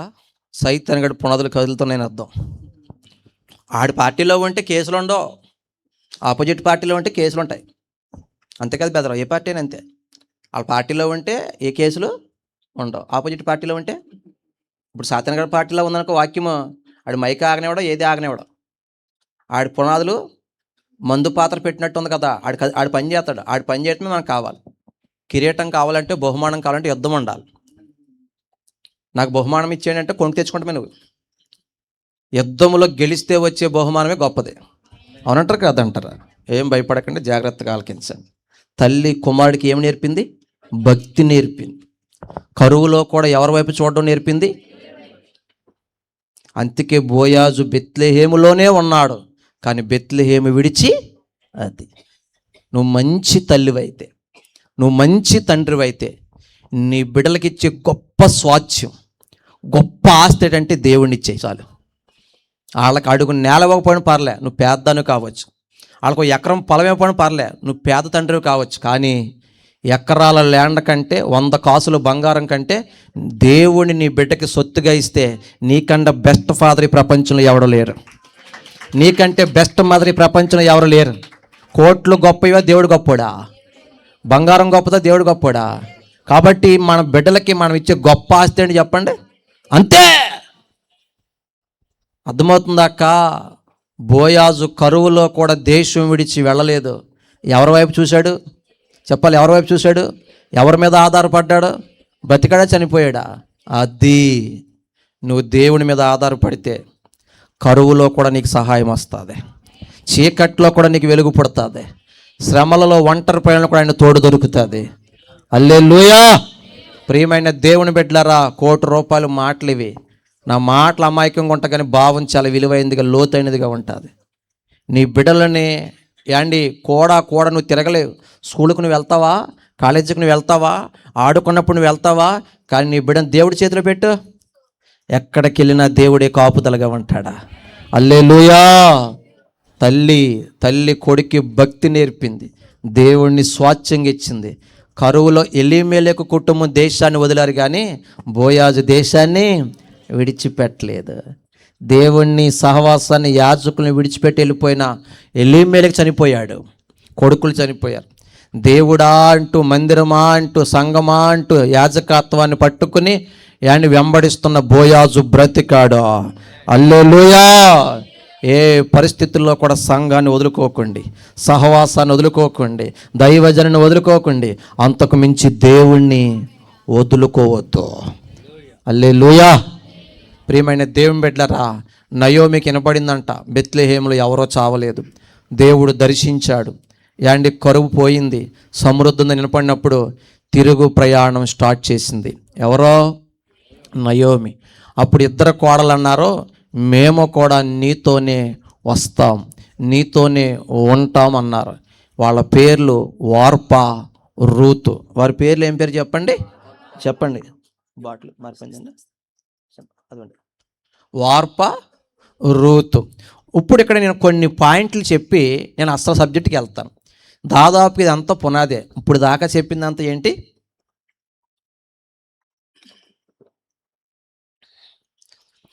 ఈ గ్రంథములో బోయాజు అనగా యేసు ప్రభుకి సాదృశ్యం. బోయాజు ఎవరికి సాదృశ్యం? బాగా గుర్తుపెట్టుకోండి. నయోమి నడిపించే నాయకులకి, ఆత్మీయ తండ్రికి లేదా ఆత్మీయ తల్లికి, దైవజనులకి సాదృశ్యం. వార్పా, రూతులని ఇప్పుడు మోయాబు నుండి బెత్లెహేము నడిపిస్తుంది ఎవరో? నయోమి. నడిపించే నాయకురాలు, ఆత్మీయ తల్లి. వాళ్ళకి శరీరానుసారంగా వాళ్ళ అత్తాకోడళ్ళు, కానీ ఆత్మీయానుసారంగా కూడా ఆలోచన చేద్దాం. ఇప్పుడు నయోమి ఎవరికి సాదృశ్యం అంటే, మీ పైన నాయకులుగా ఉండి నడిపిస్తున్నారు కదా, అన్న అక్క ఇక్కడ ఉన్నారు కదా, వీళ్ళకి సాదృశ్యం. వార్పా, రూతులు ఎవరికి సాదృశ్యం అంటే, విశ్వాసులకి సాదృశ్యం. నేను మళ్ళీ అడుగుతాను సుమా, చెప్పాలి అమ్మా. పొలము అంటే సంఘానికి సాదృశ్యం. వారి ప్రయాణం మోయాబు నుండి బెత్లెహేముకు. వారి ప్రయాణం ఎక్కడి నుంచి ఎక్కడికి? మోయాబు నుండి బెత్లెహేం. మన ప్రయాణం ఈ భూలోకం నుండి పరలోకానికి ప్రయాణం. అంటే మోయాబు ఏమో ఈ లోకానికి సాదృశ్యం అయితే, బెత్లెహేమో చెప్పాలి పరలోకానికే సాదృశ్యం. ఇక్కడ దాకా అర్థమైందా? నేను అడగొచ్చోసారి మీకు, బోయాజ్ ఎవరికి సాదృశ్యం? వెరీ గుడ్, బాగా చెప్పారు. నయోమి ఎవరికి సాదృశ్యం? సూపర్, బాగా చెప్పారు. మీ కూడా ఉత్తమ విద్యార్థులు అయ్యారు, పర్లేదు, సూపర్. కొన్ని చోట్లకి వెళ్తే స్పందించరక్క, మీరు బాగానే ఉన్నారు. ఓర్పా రూతులు ఎవరికి సాదృశ్యం? విశ్వాసు సాదృశ్యం. పొలము సంఘానికి సాదృశ్యం. మోయాబు ఈ లోకానికి సాదృశ్యం. బెత్లెహేము పరలోకానికి సాదృశ్యం. ఇక్కడ దాకా అర్థమే కదా. ఇప్పుడు వారి ప్రయాణం మోయాబు నుండి బెత్లెహేముకి, మన ప్రయాణం ఈ భూలోకం నుండి పరలోకానికి. ఇది దృష్టిలో పెట్టుకుని వాక్యం అని సరిపోద్ది అమ్మా. సరే, ఇప్పుడు ప్రయాణం ప్రారంభించింది నయోమి. అప్పుడు వాళ్ళు ఇద్దరు వచ్చారు. ఎవరో? వార్పా రూత్. మేము వస్తాం, నీతోనే ఉంటాం, నీతోనే ఉంటాం, నీతోనే నడుస్తాం అని చెప్పారు. అమ్మా వింటున్నారా? నయోమి రండి అని బలవంతమేమీ చేయలేదు. నాతో వస్తే ఏ సుఖాలు సంతోషాలు ఉండవు. ఇదిగో మీరు యవ్వన కాలంలో ఉన్నారు, మీ ఇంటికి వెళ్ళిపోయి, మీ పుట్టింటికి వెళ్ళిపోయి పెళ్లి చేసుకుని హాయిగా బ్రతకండి అంటే వాళ్ళు అన్నారో, ఊరుకో అమ్మా, ఇప్పటికి భర్తను కోల్పోయి ఉన్నాం, కొడుకును కోల్పోయి ఉన్నాం, అర్ధాంతరంగా వదిలేసే రకమా మేము? అంత దుర్మార్గులమా? అంత కఠినాత్మలా? లేదు లేదు, ఇంకా మాకు అత్తగారువైనా తల్లివైనా ఆత్మీయ తల్లివైనా అన్నీ నువ్వే, మీతోనే వస్తామని ఇద్దరు కూడా తీర్మానము చేశారు. ప్రయాణం కూడా ప్రారంభించారు. ఎక్కడి నుంచి ఎక్కడ ప్రయాణం ప్రారంభించారు? చెప్పాలి. మోయాబు నుండి బెత్లెహేం. ప్రయాణం జరుగుతుంది. కొంత దూరం వెళ్ళాక నయోమి ఆగంటుంది, ఇదిగో అక్కడ ఏమైనా ఉన్నాయనుకుంటున్నారేమో. ఎక్కడ? మా సొంత ఊర్లో. అక్కడ ఏమీ లేదు, మొత్తం అన్నీ మూట కట్టుకుని అమ్ముకుని వచ్చేసాము, నా వల్ల మీకు ఏమీ కలిసి వచ్చేది ఏమీ లేదని చెప్పగానే ఓర్పు లేని వార్ప. ఏ వార్ప? ఓర్పు లేని వార్ప ఒక ముద్దెట్టేసి వెనక్కి వెళ్ళిపోయింది. చదవండి ఆ మాట. రూతు గ్రంథం 1వ అధ్యాయం 14వ వచనం. రూతు పుస్తకం 1వ అధ్యాయం 14వ వచనం. ఎలుగెత్తి ఏడవగా వార్ప తన అత్తను ముద్దు పెట్టుకుని రూతు ఆమెను హత్తుకొని. చాలక్క, ముద్దెట్టేసి ఏ సుఖాలు లేవు, ఏమి కలిసి రావని చెప్పేసింది కదా. అక్కడ ఆస్తులు, వెండి బంగారాల మేడలు, మిద్దులు, భూములు, పొలాలు ఏమీ లేవని చెప్పినప్పటికీ ఏమీ కలిసి రానప్పుడు నీతో నాకెందుకని చెప్పేసి ఓ దొంగ ముద్దెట్టి అమ్మా ఏం చేసిందంట, మరలా బెత్లెహేము దాకా చేరిందా? మాట్లాడాలి మీరు. ఇక్కడ ఒక నిమిషం ఆగుతాను. తీర్మానం చేసింది ఏమని? నీతోనే వస్తాను, నీతోనే ఉంటాను, యాండి బెత్లెహేము దాకా వస్తాను, బెత్లెహేములో నీతో కలిసి జీవిస్తాను. తీర్మానం చేసింది, కానీ తీర్మానంలో నిలబడలేదు. ఎవరో చెప్పాలి, ఎవరో? వార్ప. ఈ లోకంలో చాలామంది తీర్మానాలు చేస్తారు. 31st నైట్కి, జనవరి 1స్ట్కి పాత బతుకు ఉండకూడదు, పాత రోత జీవితం ఉండకూడదు. ఇదిగో ఏదేమైనా సరే దేవా, ఈ కొత్త సంవత్సరం నేను నూతనంగా మారిపోతాను, ఈ సంవత్సరంలో బైబిల్ మొత్తం చదివేస్తాను, 52 ఆదివారాల ప్రార్థనకే వచ్చేస్తాను, అది ఓల్డ్ నైట్ అయినా నియమక కూటమైనా నేను ప్రార్థన మాన్ను కదా, నేను ఇంకా అవి చూడను, అవి చెందను, అవి చెయ్యను అని చాలామంది ఏం చేస్తాము? మాట్లాడాలి మీరు. తీర్మానము చేస్తాము. అండ్ కొంత దూరం వెళ్ళిన తర్వాత, అంటే ఫిబ్రవరి మార్చి వచ్చేటప్పటికి ఈ బైబిల్ అండి ఆది కాండం దాటక ముందే ఆగిపోయినాడు కొంతమంది, కొత్త నిబంధనలు అడిగట్టకుండా ఆగిపోయినోళ్ళు కొంతమంది, ఏదైతే చూడన్నాడో మళ్ళీ చూసేసినోడు. అంటే తీర్మానం చేస్తారు కానీ కొంతమంది ఏం చేయరు, నిలబడరు. అక్క వింటున్నారా? వీళ్ళందరూ ఏ గ్రూప్ అంటే వార్ప గ్రూపు. ఏ గ్రూపు? డోక్రా గ్రూప్ లాగా అనుకోండి. పోని ఏమా ఏ గ్రూపు? అంటే వార్ప తీర్మానం చేస్తుంది, ఉందామనుకుంటుంది, వద్దామనుకుంటుంది, కానీ నిలబడలేదు. చాలామంది అలాగే అనుకుంటారు, పరిశుద్ధంగా ఉందాం, నీతిగా ఉందాం, ప్రార్థన మానకూడదు, బైబిల్ చదివేయాలి, రోజును భక్తిగా ఉండాలి, ఎవరో ఒకరు సువార్త చెప్పాలి, ఏదో కదా అనుకుంటారా? 31st అనుకుంటారా? జనవరి 1st అనుకుంటారా? మీరు కీచిన బొమ్మలాగా ఒకసారి ఇలా ఊపేసి ఇలా ఆగిపోతున్నారు. నోటితో సమాధానం చెప్పాలి. ఎంతమంది ఎన్నిసార్లు తీర్మానం చేసి వెనక్కి వెళ్ళిపోలేదు? ఎంతమంది తీర్మానం చేసి జారిపోలేదు? అవునంటారా కాదంటారా? ఇంకో బ్యాచ్ ఉంటుంది, అక్కో ఆపద మొక్కులు. నాకు ఈ జబ్బు పోతే, నాకు ఇది జరిగితే, ఇదిగో నేను ఇంకా బాప్తీసం పొందేస్తాను, లేకపోతే మందిరంలో దొరిలేస్తాను, లేదా అది చేసేస్తాను, ఇది చేసేస్తాను, ఉద్యోగం వస్తే ఫంక్షన్ అంతా నాదే, పెళ్ళి అంతా నాదే, క్రిస్మస్ అంతా నాదే అంటాడు. మీకు అర్థమయ్యే భాష చెప్పనా? ఆడెవడో తాగి అవి కొట్టేస్తాయి. ఏటవి? గుండెకాయ, కందనకాయ, ఏ సాల్తీలు ఉంటాయి కదా అక్క, ఏమంటారు వాటిని? మీరు ఇంగ్లీష్ మీడియం కాబట్టి లివర్ అన్నారు మీరు. మన తుప్పమ పడి అవి కొట్టేస్తాయి. హాస్పిటల్లో పడిపోతలే, మంచమే పడిపోతే అప్పుడు చెప్తూ డైలాగులు అండి వాళ్ళ ఆవిడికి, నువ్వు దేవతవు, నేను రాక్షసుని, నన్ను చేసుకున్న కాడి నుంచి ఏనాడు సుఖపడింది లేదు. భర్తగా ఫెయిల్ అయ్యాను, తండ్రిగా ఫెయిల్ అయ్యాను. మా పిల్ల అలాగే సోద తింగరది. ఎందుకని? వీడు చాలాసార్లు కొట్టేశాడు, నేను ఇంకెప్పుడు తాగను నీ మీద. అవునంటారా కాదంటారా? మా అక్క అనుకుంటున్నాడు, ఎవడో మా ఆయన అంటాడు, ఏమంటాడు అనుకుంటున్నా. మీ ఆయన ఏంటి అక్క? చాలామంది అటువంటి వాళ్ళు వెళ్తే రేపు నేను తాను నీ మీద ఒట్టు అంటాడు. ఆడు మళ్ళీ వెళ్ళిపోతాడు ద్రాక్ష తోటకి. లేరా ఇటువంటి వాళ్ళు? ఆడు అలాగా చెప్తుంటే మా పిల్ల అలాగే సూత తింగరగా. ఎందుకంటే ఎప్పుడు చెప్పే మాటలే కానీ అప్పుడు అనుకుంటాడు నన్ను చంపేద్దామో బతకనేద్దామని చెప్పి అప్పుడు అంటాడు, యేసు బావు మీద ఒట్టు, మీ బావు మీద ఒట్టు, మన బాబుల మీద ఒట్టు, ఏదో రాక నన్ను బతికిచ్చు, అప్పు చేస్తావో పుస్తులు అమ్మేస్తావో ఏదో ఒకటి నన్ను బతికితే నేను బాప్తిసం పొందుతాను, ప్రార్థనకే వస్తాను, నేను కూడా మీతో పాటు సంఘానికి వచ్చేస్తాను, ఇంక నేను తాగనంటే. ఏంటి ఇతను ఒట్టేయడానికి కాదు కానీ భార్య తప్పదు, అప్పు చేసో తిప్పలు పడో డోకరా కట్టుకునో లేకపోతే ఇంకో రకంగానో మొత్తం మీద ఏం చేస్తారంటే మనవాడికి వైద్యము చేయిస్తారు. అవి ఎక్కుతాయి బుడ్లు. ఏం బుడ్లు?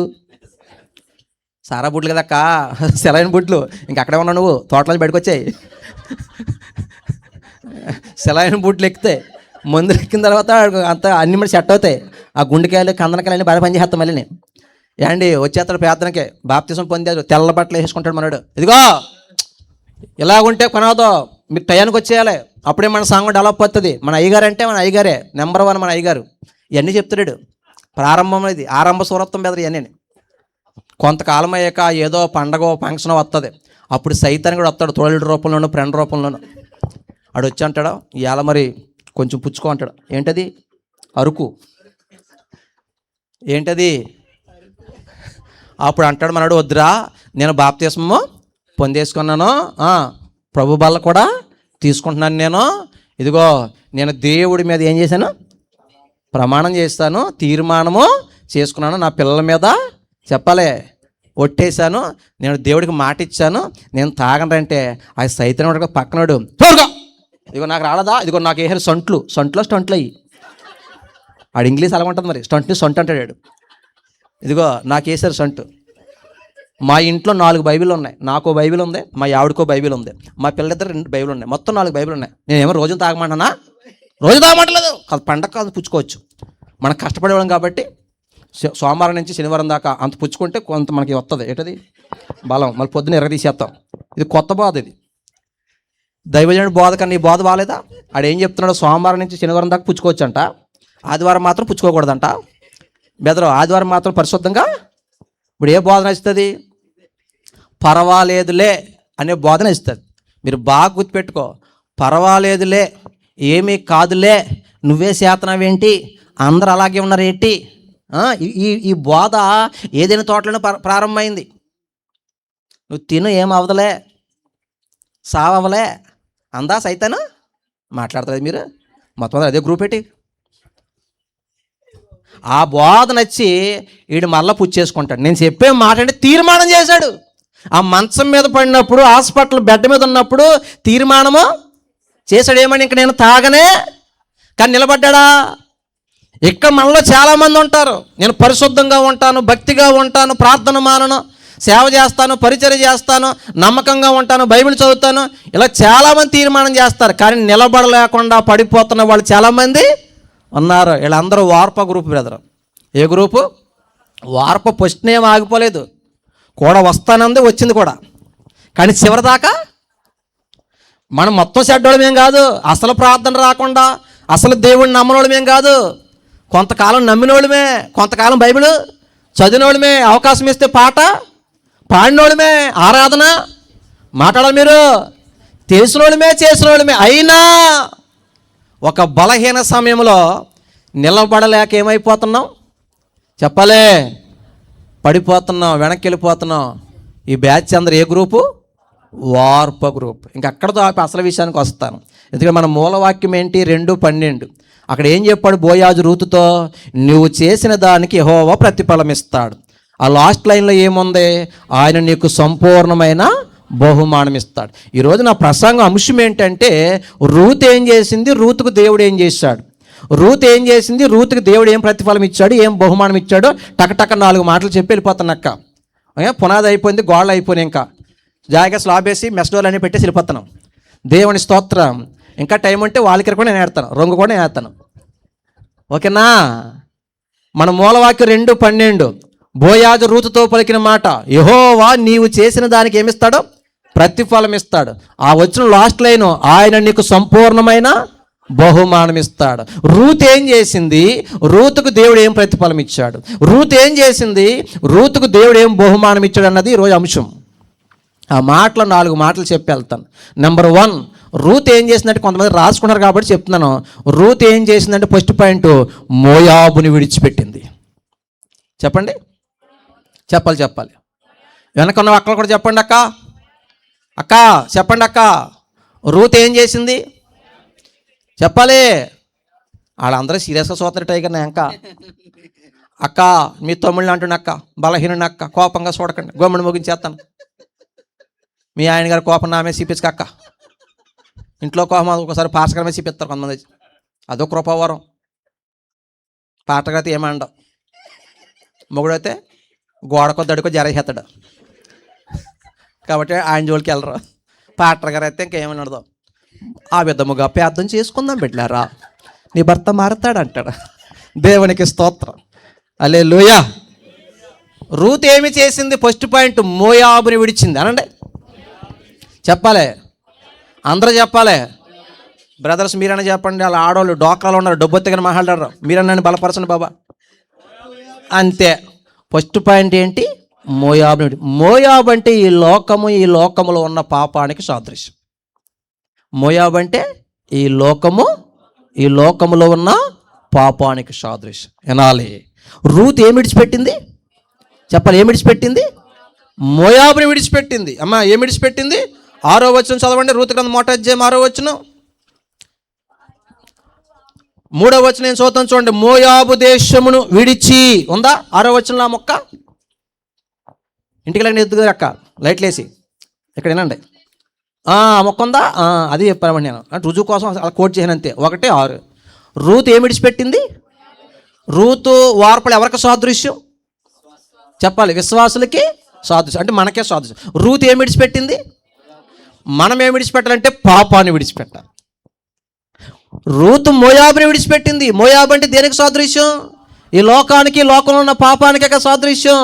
మనం ఏమి విడిచిపెట్టాలంటే పాపాన్ని విడిచిపెట్టాలి, పాపిష్టి స్నేహాలు విడిచిపెట్టాలి, పాపిష్టి బంధాలు విడిచిపెట్టాలి, పాపిష్టి మాటలు, పాపిష్టి చూపులు, పాపిష్టి వ్యవహారాలు విడిచిపెట్టాలి. అక్క నా మాటలు అర్థమవుతున్నాయా?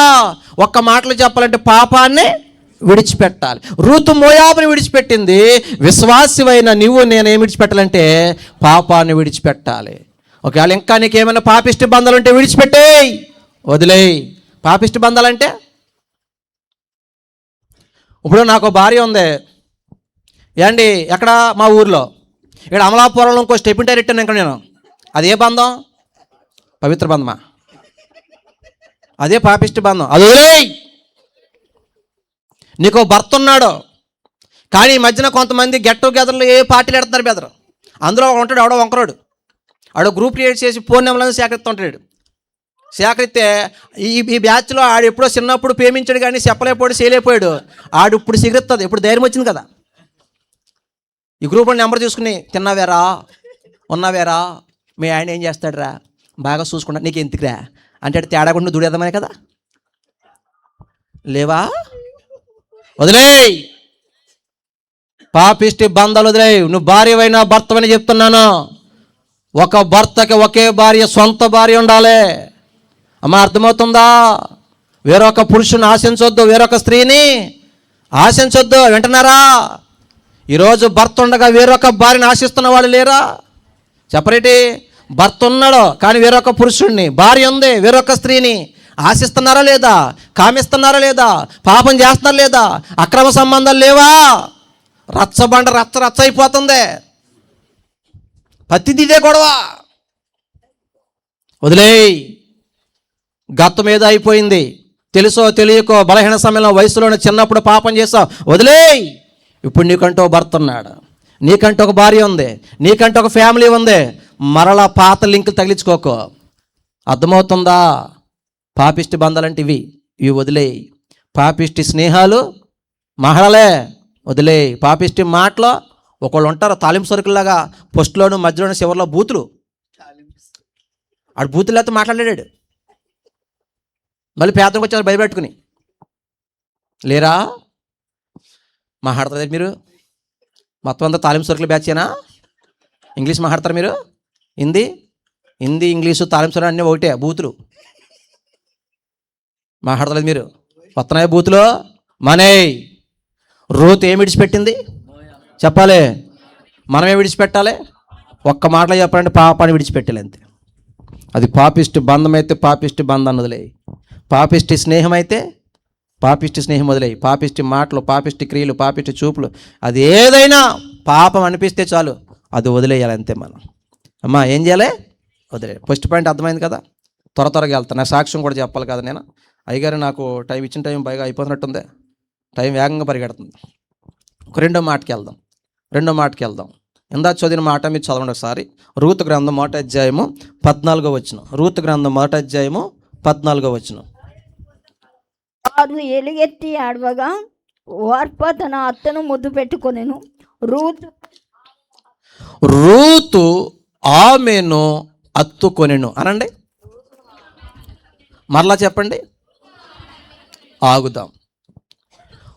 వార్ప వెనక్కి వెళ్ళిపోయింది. నీతోనే ఉంటాను, నీతోనే వస్తాను, నీతో కలిసి జీవిస్తాను అన్నదే మధ్యలో చెప్పాలి. మీకు మాట చెప్పిన, ఆత్మీయ తల్లిని సహవాసాన్ని విడిచి వెళ్ళిపోయిన వార్ప ఏమీ బాగుపడలే. మీకు ఎవరికైనా ఇక్కడ సెల్లో డేటా ఉంటే, నెట్ ఉంటే కొట్టుకోండి, హూ ఈజ్ గొలియాత్స్ మదర్ అని కొట్టుకోండి. అంటే గొలియాతు తల్లి ఎవరని కొడితే నెట్లో వార్ప పేరు వస్తుంది బెదర్. నీకు అర్థమైందా? దైవజనురాలిని, ఆత్మీయ తల్లిని, ఆత్మీయ తల్లి సహవాసాన్ని, దేవుణ్ణి విడిచి వెళ్ళిపోయిన వాళ్ళు వాళ్ళతో పాదు వారి తర్వాత తరం కూడా శాపగ్రస్తం అయిపోద్ది. ఆమె గర్భం నుంచి రాక్షస సంతానం వచ్చింది. అర్థమైందా? మీ ఇంటికి కొట్టుకోండి, గూగుల్లో కొట్టుకొని చూడండి. హూ ఈజ్ గొలియాత్స్ మదర్ అని కొడితే వచ్చే పేరేం పేరు? వార్ప. రూతు గర్భంలో నుంచి ఏమో గొప్పోళ్ళు వచ్చారు. అర్థమవుతుందా? ఆవిడ వెళ్ళిపోయింది, కానీ రూత్ అంట ఎవరిని ఎత్తుకుని ఉంది? ఆవిడకి కూడా చెప్తుంది. తర్వాత ఆ కింద మాట చదువుకుంటే, నీ తోటి కోడలు విడిచి వెళ్ళిపోయింది, కావాలంటే నువ్వు కూడా వెళ్ళిపో. ఆ మాటల 15వ వచనంలో ఉంటుంది. చదువుతారా? చదవండి. 15వ వచనం. ఆమె ఇదిగో నీ తోడుకోడలు, చదవండి అక్క. తన జనుల యొద్దకును తన దేవుని యొద్దకు తిరిగిపోయినదే. తిరిగి వెళ్ళిపోయింది ఎవరో? వార్ప. నీవును తోడికోడలు వెంబడి వెళ్ళు మనను. అదిగో మళ్ళీ ఆఫర్ కూడా ఇచ్చింది. ఈవిడ అంటుంది నువ్వు కూడా వెళ్ళిపో అంది. చదువక్క. అందుకు రూతు నా వెంబడి రావద్దనియు. అమ్మా ఆ తర్వాత మాట వివరిస్తాను, కానీ రూత్ వెనక్కి వెళ్ళలేదు. వెళ్ళిందా? మీరు 14 వచ్చి చూసారు. నయోమీనే అత్తుకునుంది. ఇక్కడ 2 నిమిషాలు ఆగుతాను నేను, వినాలి. మీ సంఘం పేరేం పేరు చెప్పాలి? మీ దైవజనుల పేరేం పేరు అమ్మా? ఓకే, బాగా చెప్పారు. నా పేరు డాక్టర్ బాబు. నేను మీ ఊర్లోనే అయ్యగారు చిన్న ప్రకటన చేసుకుంటాను. సంఘం పెడుతున్నాను ఈ ఆదివారం నుంచి. మీ అయ్యగారికి కింద కూర్చోబెట్టారు, నేను మంచాలు వేస్తాను, సోఫా సెట్లు వేస్తాను. మీకు నిద్ర వస్తే పడుకోవచ్చు, వెళ్ళినప్పుడు మేమే లేపుతాం. మీరు వెళ్ళినప్పుడు కానుక వేయాలి. మా సంఘ ప్రత్యేకత ఏంటంటే అక్క, వెళ్ళినప్పుడు మనిషికి 10,000 ఇస్తాం మేము. సంవత్సరానికి 12 కాసులు బంగారం ఇస్తాం, 12 చీరలు 12 నైటీలు ఇస్తాం, మగవాళ్ళకి పంచులు షార్ట్లు ఇస్తాం. మీ ఇంట్లో వివాహాది శుభకార్యాలకి అన్ని సామ్యాన్ని మాదే. మీ డోక్రా మేమే కడతాం. మీ ఇంట్లో చచ్చిపోతే దినం మేమే చేస్తాం. మీరు ఏడవపోతే మేమే ఎడుతాం. పుట్టినరోజుకి కేకు చాకు అన్నీ ఫ్రీ. మా సంఘానికి వస్తారా? కొబ్బరిలు చెప్పకండి, ఇలా మనసులో అనుకుంటారు అయ్యగారు. ఆ అడ్రస్ ఎక్కడ ఇచ్చేయాలి బాబా? డోక్రా నువ్వే కడతానంటున్నావు, పెళ్ళి నువ్వే చేస్తానంటే చివరిగా ఒక్క పూట కూటి కోసం జ్యేష్ఠత్వాన్ని అమ్మేసుకున్న ఈ ఆశా వంటి భ్రష్టుడైన వ్యభిచారైన మీలో ఉండునేమో చూసుకో. మీకంటూ ఒక దైవజనుడు ఉన్నాడు, మీకంటూ ఒక ఆత్మీయ తల్లి ఉంది, మీకంటూ ఒక సంఘం ఉంది, మీకంటూ ఒక సహవాసం ఉంది, మీకంటూ ఒక ఉపదేశం ఉంది. నాలాంటి ఎవడో ఏంటి సీరలు పంచి పెడుతున్నాడని, అన్నం పెడుతున్నాడని, లేకపోతే ఏదో ఇస్తాడని, మా ఇంటి పేరని, మా దినమని ఏంటి దైవజనాన్ని విడిచి వెళ్ళొచ్చా? లేదా చెప్పలే, వెళ్ళకూడదా? రూత్ అందే ఏ సుఖం లేకపోయినా, ఏ సంతోషం లేకపోయినా, నీ ఇంటికాడ వెండి బంగారం మేడ మీద ఏమీ లేకపోయినా నేను నీతోనే వస్తానందే. ఆమెను అత్తుకుని అంతే. బిడ్డా ఒక మాట చెప్పనా, స్థానిక సంఘానికి ఎప్పుడు కూడా ఎవరు గొప్ప తెలుసా? స్థానిక దైవజనుడే గొప్ప. మంచోడితే గట్టిగా సపడ కొడతారు మీ అయ్యగారికి. మీరు కొంతమంది సపడ కొడతలేదు, కొన్ని ఫోటోలు తీసుకోండి. ఏక్క సపడ కొడతలేదే మీ అయ్యగారికి, నాకు కాదు. నాకైతే ఎప్పుడు తిట్లే కావాలి. నేను బలహీన మనస్తోముడా, ఎవరైనా పొగిడితే పొంగిపోయి దేవుని మహిమను దొంగిలిస్తాను. అందుకని ఎక్కడికి వెళ్ళాను నలుగురు సి అంటే వాళ్ళు నేలబట్టి ఎడుతూ ఉంటాను. అది నాకు మంచిది అనమాట. నాకు మనుషుల మీద పొద్దు. నాలాంటి స్పీకర్లను మీరు గొప్పగా చూస్తారు, టీవీలో వాడిని గొప్పగా చూస్తారు, యూట్యూబ్లో వాడిని గొప్పగా చూస్తారు. దశమ భాగాలు అన్నీ కూడా ఏమో అక్కడ స్కాన్ చేసేస్తున్నారు. ఎక్కడికే? కేకు ఫ్రీ, చాకు ఫ్రీ. అక్కడ లైట్లు ఎక్కువ ఉన్నాయి, సూట్లు ఎక్కువ ఉన్నాయి, గొప్పగా చూస్తున్నాం. మీకు మాట చెప్పనా, నీకు కష్టం వచ్చింది, కడుపు నొప్పి వచ్చింది, టీవీ ఆన్ చేసి అయ్యగారు ఒకసారి బయటికి రండి, కడుపు నొప్పి వస్తుంది, 10 ఏళ్ళు స్పాన్సర్ చేశాను, ఇదిగో చెప్పించాను కదా మీరు, నాకు చెప్ప ఒకసారి రండి కాకే వస్తాడా? టీవీలో వాడు పోనీ యూట్యూబ్ వాడు కాకే, మీ అయ్యగారిని కాకే, ఎవరు గొప్ప? అది. కానీ చాలామంది ఏమో దగ్గరున్న అయ్యగారిని, ఆపదలో ఉండే అయ్యగారిని అంత మానవరే తల్లి బంగారమ సిట్టి అని బొజ్జగెత్తుంటే లోకువా, అంతేనా? బాగా గుర్తుపెట్టుకో, స్థానిక సంఘానికి ఎప్పుడు కూడా గనుడు గొప్పోడు ఎవరు తెలుసా? మీ స్థానిక దైవజనుడే. ఏ పరిస్థితుల్లో కూడా దైవజనుడిని, సంఘాన్ని, సహవాసాన్ని విడిచిపెట్టి వెళ్ళకూడదా? అమ్మా నయోమి ఆవిడ వెనక్కి వెళ్ళిపోయిందేమో, తిరిగిపోయిందేమో, నేను వెళ్ళను.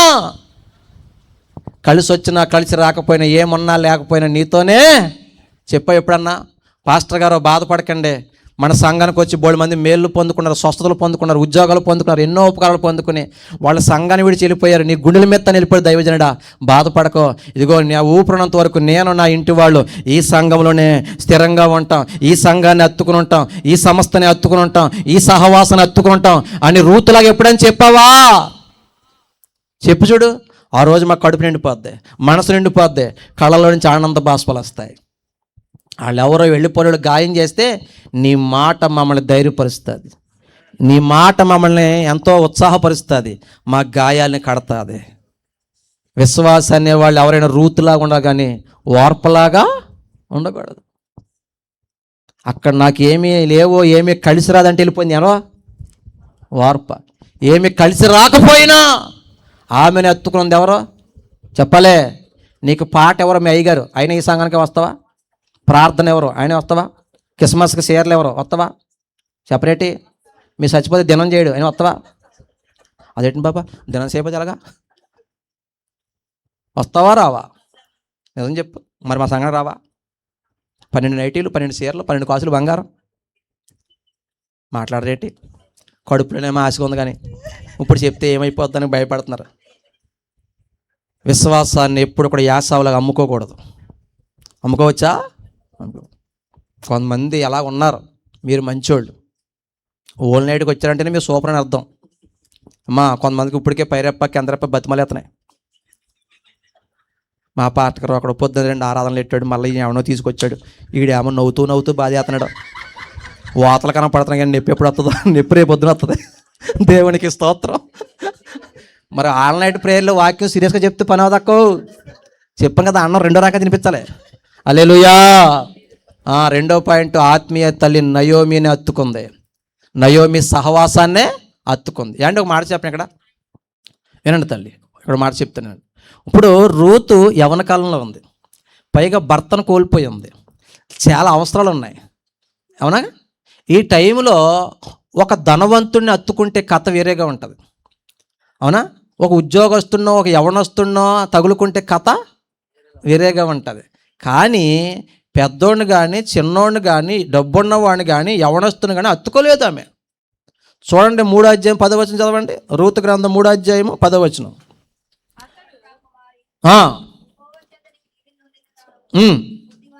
అది కొద్దివారినే కానీ గొప్పవారినే కానీ యవనస్తులను నీ వెంబడింపక. అబ్బా ఏండి ఈరోజు చాలామంది లేరా పాపం చేసి, అంటే నేను ఎందుకు పాపం చేస్తానండి పాస్టర్ గారు, ఏదో కుటుంబాన్ని పెంచుకోవాలి కదా, పిల్లల్ని పెంచుకోవాలి కాబట్టి చేస్తాం, కానీ అసలు అటువంటి దాన్ని అని సమర్థించుకునే వాళ్ళు లేరనుకుంటున్నారా? బోడు మంది ఉన్నారు. ఈ టైంలో ఈవిడికి తింటాకే పోషణ లేదు, ఎవరు సపోర్ట్ చేసేవాళ్ళు లేరు. డబ్బు చాలా అవసరం, వస్త్రం అవసరం, గృహం అవసరం, సదుపాయాలు అవసరం. అయినా సాక్ష్యం చెప్తున్నాడు గురించి. కొద్దోళ్ళే కానీ గొప్పోళ్ళే కానీ వెంబడింపలే.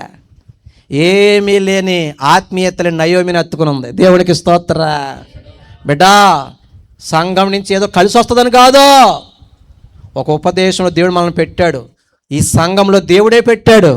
పెట్టినప్పుడు మనము ఏ కారణం చేత కూడా సంఘాన్ని ఏం చేయకూడదు, విడిచిపెట్టకూడదు. ఆత్మీయ తండ్రిని ఏం చేయకూడదు, విడిచిపెట్టకూడదు. సహవాసాన్ని ఏం చేయకూడదు, విడిచిపెట్టకూడదు. నయోమిని అత్తుకుని తప్ప యవనస్తుని కానీ డబ్బున్నవాడిని కానీ గొప్పవాడిని కానీ ఆమె వెంబడించలేదని అక్కడ సాక్ష్యం చెప్తున్నాడు ఆయన. అవునా కాదా? మనం కూడా ఆకలితో చచ్చిపోయిన పర్లేదు తప్ప క్యారెక్టర్ పోకూడదు, సాక్ష్యం పోకూడదు. అవునంటారు కదంటారా? ఏ పరిస్థితిని కానీ మన సాక్ష్యం కోల్పోకూడదు బిడ్డ. ఆమేన్. రెండో పాయింట్ ఏం చెప్పాను? ఆత్మీయతలు నయోమి సహవాసన అత్తుకుంది. మీరే సహవాసన అత్తుకోవాలి? ఈ సంఘం పేరేం పేరు? సమ్మా మినిస్ట్రీ సహవాసన అత్తుకోవాలి. ఈ దైవజనుల సహవాసాన్ని అత్తుకోలేదు అంటే స్థిరంగా ఉండాలి. మూడో పాయింట్ 16వ వచనం కాడి నుంచి, మొదటి అధ్యాయం 16 నుంచి, రూతు గ్రంథం మొదటి అధ్యాయం 16 నుంచి. అందుకు రూతు నా వెంబడి రావద్దనియు నన్ను విడిచిపెట్టుమనియు నన్ను బతిమాలుకొనొద్దు. నీ వెళ్ళు చోటకే నేను వచ్చేదను, నీవు నివసించే చోటనే నేను నివసించేదను. నీ జనమే నా జనము, నీ దేవుడే నా దేవుడు. నీవు మృతి పొందు చోటనే నేను మృతి నొందుదును, అక్కడే పాతి పెట్టబడదును. అదిగో ₹1,00,00,000 మాట, మరణము తప్ప మరి ఏదైనాను నిన్ను నన్ను ప్రత్యేకించిన యెడల యెహోవా నాకు ఎంత కీడైనా చేయునుగాక. అదే సంఘాన్ని వదిలిపోతే, సహవాసం వదిలిపోతే, మధ్యలో నిన్ను మాయ చేసి మోసం చేసి వెళ్ళిపోతే, ఇదిగో యెహోవా నాకు ఎంత కీడైనా చేయును. ప్రియమైన దేవుని బిడ్డలారా, ఆ మాటలన్నీ చెప్పాలని టైం సరిపోదు. అందులో 6 తీర్మానాలు ఉన్నాయి. కలిపి చెప్పేస్తాను ఒక మాట. నేను రూతు గ్రంథం మీద 60 ప్రసంగాలు చెప్పాను. ఈ రాత్రి మీకు ఆల్మిక్స్లో ఒకటే ప్రసంగం చేసి చెప్తున్నాను. అంటే అందులో ఉంటుంది ఆల్మిక్స్లు, గుళ్ళు మరమరలు అన్నీ అందులో ఉంటుంది బెదరా, కలిపేనమాట. అక్క అర్థమవుతుందా? ఆ మాటలు చూడండి. పాయింట్ ఏమైనా స్థిరమైన తీర్మానం చేసిన రాసుకోండి. కొంతమంది రాసుకుంటారు కాబట్టి చెప్తున్నాను. ఫస్ట్ పాయింట్ మోయాబుని విడిచింది. ఫస్ట్ పాయింట్ ఏంటి? మనమే విడిచిపెట్టాలి, పాపాన్ని విడిచారు. రెండో పాయింట్ ఆత్మీయతలు నయోమినే లేక నయోమి సహవాసాన్ని అత్తుకుంది. మనం ఈ సమ్మా సహవాసాన్ని, ఈ దైవజనుల్నే అత్తుకుని ఉండాలి, అంటే స్థిరంగా ఉండాలి. మూడో పాయింట్ స్థిరమైన తీర్మానం చేసింది. మూడో పాయింట్ ఏంటి? వార్ప అస్థిరమైన తీర్మానం చేసింది. చివరిదాకా నిలబడలేకపోయింది కదా అక్క.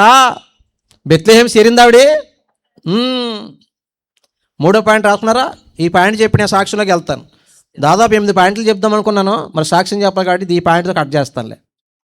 అమ్మా, ఏ పాయింట్ ఇది? స్థిరమైన. ఆ మాటలు అద్భుతమేండి. నీ జనమే నా జనం, నీ దేవుడే నా దేవుడు. నువ్వెక్కడ నివసిస్తావో అక్కడే, నువ్వెక్కడ మృతి పొందుతావో నేను అక్కడే మృతి, నువ్వెక్కడ పాతి పెట్టబడతావో నేను అక్కడే పాతి పెట్టబడతా. మరణము తప్ప. ఇదే మాట చెప్పాలి దైవజనుడితో. దైవజనుడా లేదా ఆత్మీయ తల్లి, అక్క, అన్నా, మరణము తప్ప ఇదిగో ఈ సహవాసాన్ని నన్ను, మిమ్మల్ని నన్ను ఏది వేరు చేయలేదు. ఎక్కడ గుడ్డ మొక్కలు ఇచ్చినా, అన్నం పెట్టినా, ఇంకోటి ఇచ్చినా, ఇంకోటి చేసినా అసలు సమస్య లేదో.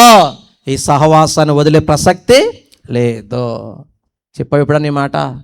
ఈ కూటమి అయిపోయి చెప్పు చూడు, చాలా సంబరం అయిపోద్ది, చాలా సంతోషం అయిపోద్ది, గుండెల నిండా ధైర్యం వచ్చేద్ది. పెట్టిన సభకి మనసంతా తృప్తి అయిపోతుంది. పోన్లే, వాళ్ళ గాయాలు మిగిల్చారు, ఈ బిడ్డలు నాకు సంతోషం ఇచ్చారని దైవజనుడు, దైవజనులు ఎంతో సంబరమో ఆశ్చర్యపోతుంటారు. హల్లెలూయా. ఆ మాటలో 2 పాయింట్లు చెప్పి నేను ఆ సాక్ష్యంలోకి వెళ్తాను. అందులో ఒక మాట, నీ దేవుడే నాది. ఒకవేళ నన్ను వెనక్కి వెళ్ళిపోమంటున్నావు కదా, ఒకవేళ నేను వస్తే మోయాబు దేవతల్ని, మోయాబు దేవుళ్ళని, ఆ విగ్రహాలు తెచ్చి నేను ఇబ్బంది పెడతాను అనుకుంటున్నావేమో. అమ్మా వినాలి, ఎందుకంటే మోయాబుల వాళ్ళ భక్తి అంతా వేరే కదా, విగ్రహారాధికులు కదా వాళ్ళు. ఒకవేళ నేను ఇంటికి వచ్చిన తర్వాత యెహోవా దేవుణ్ణి కాదని నేను ఆ దేవుళ్ళని, ఆ దేవతల్ని నాకు తెచ్చి పెడతానేమో అని నువ్వేమో కంగారు పడుతున్నావేమో, భయపడుతున్నావేమో. నీకు ఆ భయం ఏమి లేదు. ఈ రోజు నుంచి నీ దేవుడే అది. అమ్మా ఈ మాట మీరానండి, నిజం చెప్పండి ఈ మాట. అమ్మా మా మోయాబులో చాలా పండగలు ఉంటాయి, చాలా జాతరలు ఉంటాయి, చాలా కార్యక్రమాలు ఉంటాయి. ఫోన్ రావచ్చు, ఓసారి వెళ్ళు అన్నయ్య చీర కొన్నాడంట, లేకపోతే వదిన ఫోన్ చేయొచ్చు, ఆడ పొడుసు ఫోన్ చేయొచ్చు, నీకు మంచి చీర కొన్నాడు మీ అన్నయ్య, దా ఒకసారి కట్టుకెళ్ళు అని ఫోన్ చేయొచ్చు. అలా ఫోన్ చేస్తే నేను వెళ్తాను అనుకున్నామేమో. లేదు, ఇంకా ఆ దేవుళ్ళతో నాకు సంబంధము, ఆ దేవతలతో నాకు సంబంధము, ఆ విగ్రహాలతో నాకు సంబంధము, ఆ పండగలతో నాకు సంబంధము, ఆ జాతరలతో నాకు సంబంధము, ఆ వ్యవహారాలతో, ఆ పద్ధతులతో, ఆ ఆచారాలతో చెప్పలే సంబంధము లేదు. ఎంత భరోసా ఇచ్చింది.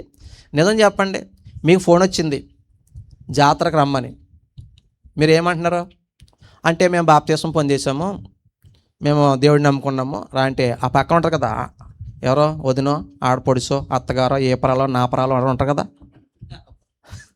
ఆ మాత్రం ఎవరో మాకుంది. మీరు దేవుడిని నమ్ముకోవడం మాకు తెలుసు. మీ కొండేరు మా కొండేరు, మీ దాకేరు మా దాకేరు, మీ జీవరాశి వేరు, సెపరేటి మా జీవరాశి వేరు. చీర కట్టుకు వెళ్ళిపో, మీకు ప్రత్యేకంగా వండుతానంటే వెళ్ళిపోయి కట్టేసుకుని తినేసేసి బొగలాడించుకుంటా తినేసేసి యాండ్ వచ్చి నెత్తిమే ముసుకేసి పెద్ద భక్తి పొరులకు సాక్షుకం అందరికి వందనాలు, అయ్యగారికి పంగనామాలు, మాకు మిగిలే అయ్యే కదా.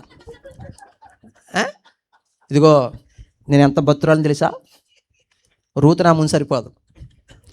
వాళ్ళు కేకేశారు, వెళ్ళాను, కానీ వాళ్ళ కొండ వేరు నా కొండ వేరు. అక్క ఈయనక్క సూసైడ్ చెప్పేస్తున్నానా, ఆరాళ్ళని ఒక ఊరేళ్ళని అయ్యారు, వాక్యం చెప్తుంటే వాక్యం అంతా అయిపోయాక పాటగారు గబగబా వచ్చి మైకట్టుకుని, ఇదిగో పాటర్ గారు నేను ఏమి చెప్పలేదు, ఈయన ఎవరో నాకు తెలదు, దేవుడు ఏం మాట్లాడాడు, మీరు ఎవరో సంఘం మాట్లాడాడు అంటే సంఘంలో ఏం జరుగుతుంది, ఎవరు మాట్లాడాడు. మరి అలాగే ఉంటుంది, దేవుడు ఆ మాట్లాడితే అలాగే ఉంటుంది. ఈ రాత్రి కూడా కొంతమందికి అలాగే ఉంది ఆహారం, అక్కడక్కడ కొంచెం టీకాలు పడుతున్నాయి. పడాలక్క, message should not be like a massage, it should be like a vaccine. Message massage లాగా ఉండకూడదా, వ్యాక్సిన్ లాగా ఉండాలి. కొడితే జ్వరం వచ్చేయాలి, కానీ మంచిది బెదరా అని అంటారు కాదంటారా. ఇల్లు వచ్చేది సాక్ష్యం చెప్తుంది, ఇదిగో నేను ఎంత భక్తి పొరాలు తెలుసా, వాళ్ళ కొండేరు మా కొండేరు, వాళ్ళ దాకేరు. మాట్లాడితే మీ అంత అదే బ్యాచ్యా, ఇల్లు వచ్చేసారు వాళ్ళ జాతరకే. మరి మాట్లాడరేటు మీరు, వాళ్ళ దాకేరు మా దాకేరు, వాళ్ళ జీవరాశి అంటే వాళ్ళ కోడి, వాళ్ళ మేకేరు మాకు, అంతేనా. నీ తిండి మండిపోను కొండ దాకా చెప్తుంది తప్ప నువ్వు ఏ పండక్కెళ్ళి చెప్పబెట్టు, నువ్వు ఏ పండక్కెళ్ళవో చెప్పు. కొండేరు దాకేరు జీవరాశి వేరు కాదు. రూతు అంటుంది, ఇదిగో నీ దేవుడే, ఇంకా మోయాబు దేవతలతో, దేవుళ్ళతో, పండగలతో, పద్ధతులతో, వ్యవహారాలతో ఇంకా నాకు సంబంధమా అది. ఒకప్పుడు చేసావు, ఇంకా అట్లా సంబంధం ఉండకూడదు. ఒకప్పుడు సంక్రాంతి చేసేసావు, కిస్మిస్ చేసేసావు. ఇప్పుడు ఉన్నారు అటువంటి వాళ్ళు, కిస్మిస్ సంక్రాంతి. నాకు తెల కడుతున్నాక్క, ఆ సంక్రాంతి కొండి, ఆ జంతుకుల పిండి కిస్మస్ కొండితే ఉడకవా.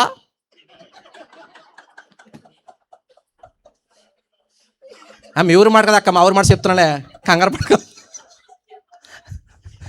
బెదర కిస్మస్ కొండే మూడు క్యాన్లు వండేసి 2 క్యాన్లు తినేసి ఒక క్యాన్ పంచిపెట్టి పేదోళ్ళకి అప్పుడు అండో అంటేనండి. మరి ఏంటది దినమా. మా అల్లుడు గారు మరి ఆడి పెళ్ళి అయిపోయి 15 సంవత్సరాలు అవుతుంది, పిల్ల పెద్ద మనిషి అయిపోద్ది, ఆడు కొత్త వాళ్ళకి వచ్చేస్తాడు. ఆడు అల్లుడా జలగాడు, ఇడు ఆ వయసుకు వచ్చాను ఇంకా ఇమ్ము మీ అమ్మని ఇమ్మను, మీ నాన్న ఇమ్మను. ఆడు అల్లుడు కదా, జలగాడు. చల్లగా పుచ్చుకున్నట్టు కంటే అమ్మాయి క్రిస్మస్ పండగ ఏస్టర్కి మీ అమ్మని మీ బాబులు వచ్చి 4 రోజులు తిని వెళ్ళమను, వెళ్తావు బియ్యం ప్యాకెట్ ఎట్టుకెళ్ళమను అనాలే. అవునా కదా. ఏంటి 15 సంవత్సరాలు పిల్లలు ఉన్నారా, ఈడు వచ్చేస్తాడు కొత్తగా అల్లుడా జలగడు. లేరా బ్రదర్ ఇటువంటి వాళ్ళు? క్రైస్తవుల్లో ఈ పండగలు చేసేవాళ్ళు లేరా? దీపావళి చేసేస్తున్నాం, ఈస్టర్ చేసేస్తున్నాం లేరా? గుడికేమే చెప్పు ఇప్పుడు దాకా మతాబ కానీ సుచ్చుబుడ్డు కానీ ఏమి అంత తెలదండి బాబు, అది ఎలా ఉంటుందండి అక్కడ చేస్తండి, ఒక సేలెగితే పట్టు అక్క. ఇంకా వాటితో మనకు సంబంధమా లేదా? అది ఆ మాటకు అర్థం అదే, నీ దేవుడే చెప్పాలి, నీ దేవుడే అంటే కాడి నుంచి మోయాబు పండగలతో నాకు సంబంధమా? మోయాబు జాతరలతో, మోయాబు ఆచార వ్యవహారాలతో చెప్పలే, మనకేముండకూడదు, వాటితో సంబంధం ఉండకూడదు. ఇంకొక మాట చెప్పి నా సాక్ష్యంలోకి వెళ్తాను, టైం అవుతుంది కాబట్టి. ఆ రెండో మాట, నీ జనమే బా. నిజంగా మాట చెప్తాను, ఈ మాట చెప్పి వెళ్ళిపోతాను నేనండి. ప్రతి ఇంట్లో అత్త కోడలు నయోమి రూతులాగా ఉంటే అయ్యగారు, ఆ ఇంట్లో మొగుడు ఎంతో ప్రశాంతంగా ఉంటాడు. అవునంటారా కాదంటారా? అయ్యగారు మీరు నాకులా దెబ్బతినేరు, మొత్తం అమ్మేశారు మీరు. దేవునికి స్తోత్రం, హల్లెలూయా. ఇంటికి వచ్చినప్పటికీ ఆవిడ కంప్లైంట్ లెటర్, రేయ్ ఇలాగైతే నీ పెళ్ళంతో నాకు కుదరదురా, అది మాట అంటలేదురా, అలాగరా ఇలాగరా అంటే మనోడు ఎవరు ఆలస్యంగా వెళ్ళి ఆవిడ దగ్గర ఏదో ఎందుకే ఆవిడతో కూడా ఎందుకంటే నన్నేమో ఊరుకుని చేసుకున్నారా బాగా. అందుకే కట్నం తీసినప్పుడు ఆలోచించుకోవాలి. మేము ఎవరితో పడవలసిన పని నాకు, నీకు వద్దపోతే చెప్పి వెళ్ళిపోతున్నాం గబా చదివేస్తాను బ్యాగ్. అయ్యగారు ఇప్పుడు ఆడవాళ్ళకి టైం వచ్చేసింది దగ్గర. ఒకప్పుడు మనకు టైం ఉండేది దగ్గర, మనం కొట్టేసిన గోడకి జారేసిన అలాగే వెళ్ళాలి ఎడుతా తండ్రి తండ్రి అంటూ ఉండేది. ఇప్పుడు తండ్రి అంటలేదు, గబగబా బ్యాగ్ చదివేస్తుంది, వెళ్ళిపోతాక ఫ్రీ బస్సు. మొగుడు రోజు అయితే ఒంటరి మహిళ పెన్షన్, మొగుడు చచ్చిపోతే తంతు పెన్షన్, రేషన్ కార్డు వీళ్ళ పేరు మీదే, ఇళ్ళ పట్టా వీళ్ళ పేరు మీదే. వీళ్ళ 10 మందికి వెళ్తే డోక్రా గ్రూపు, మనకు పెళ్ళం వదిలేసిన పెన్షన్ ఎవరు, పెళ్ళం చచ్చిపోయిన పెన్షన్ ఎవరు. 10 మంది వెళ్తే ఏ గ్రూపు లేదు మనకి. అనంటారు కాదంటారా? Every dog it's a day అని. అప్పుడు మన టైం నడిచేది బెదరు, ఇప్పుడు టైం వెళ్దే. గట్టిగా మాట్లాడితే డ్రమ్లో ఎట్టేస్తాను, మొక్కలు చేసి కుక్కర్లో ఎట్టేస్తున్నారు. వీళ్ళు పెద్ద కుక్కర్లు కొనకండి, ఇవన్నీ నువ్వుసే బెదరు. దేవునికి స్తోత్ర, హల్లెలూయా. మీ అమ్మ ఇలా చేస్తుంది అలా చేస్తుంది ఈవిడ చెప్తుంది. ఓ పక్కనేమో భార్య, ఓ పక్కనేమో తల్లి, మధ్యలో మొగోడికి సిలువ. అవునంటారు కాదు బెదర్? చెప్పండి, అక్కెక్కడ ఉందా? అయ్యగారు ఇక్కడే ఉన్నారా? ఆయన దడదలు ఆడిపోండి. ఎవరో ఆ అక్క ఎవరెక్కడ? ఆ పక్క ఈ పక్క. అయ్యి బాబోయ్, బిడ్డ దడదలు ఆడిపోయాడమ్మా, కదా బతకనే ఉండమ్మా. దేవునికి స్తోత్రం చెప్పండి, హల్లెలూయా. నేను చెప్పే మాట ఒకటే, అత్త కోడని చెప్తాను ఇక్కడ. నయోమి రూతులాగా ఉంటే మీ ఇల్లే పరలోకంలాగా ఉంటుంది, మీ కుటుంబమే స్వర్గంలాగా ఉంటుంది. అక్కడ వాళ్ళ మాటలు మీరు బాగా చదువుకున్న తర్వాత టైం అయిపోయి నేను ముగిస్తున్నాను. నా కుమారి నా కుమారి, నా బిడ్డ నా కూతురట్టుగా మాట్లాడుతుంది. అత్తగారు ఎవరైనా సరే ఇప్పుడు ఎవరన్నా మన నెలకెక్కతారా? ఏమే ఎక్కడ చచ్చిపోయావు, ఇది పొంగొచ్చేస్తుంది, బుడ్డోడు ఇరోహంలోకి వెళ్తాడు, ఎక్కడ చచ్చావే రావణొచ్చమే. ఎంత ప్రేమో. ఈవిడంటది మా సైత నరిసేతను వెళ్ళిపోతున్నానే అంటది. ఇయా ఈవిడేమో నా తల్లి నా తల్లి అంటుంది రూతు, ఆవిడేమో నా కుమారి నా కుమారి అన్న. ఎంత ప్రేమ అమ్మా. అత్త కోడలు ఇలా ఉండాలి. ఇప్పుడు దాకా ఉన్నారు లేదు ఎక్కడి నుంచి ఇలా బతకండి. ఆ ఇంట్లో మొగుడు ప్రశాంతంగా నిద్రపోతాడు. హల్లెలూయా. మాట్లాడతలేదు మీరు, అవునంటారా కాదంటారా? ఇక్కడ ఉన్నవాళ్ళు నిజంగా చెప్పండి, మా అత్తగారు మా అమ్మ కన్నా ఎక్కువగా చూసుకుంటానన్న కోళ్ళు ఉండి చేయట్టండి.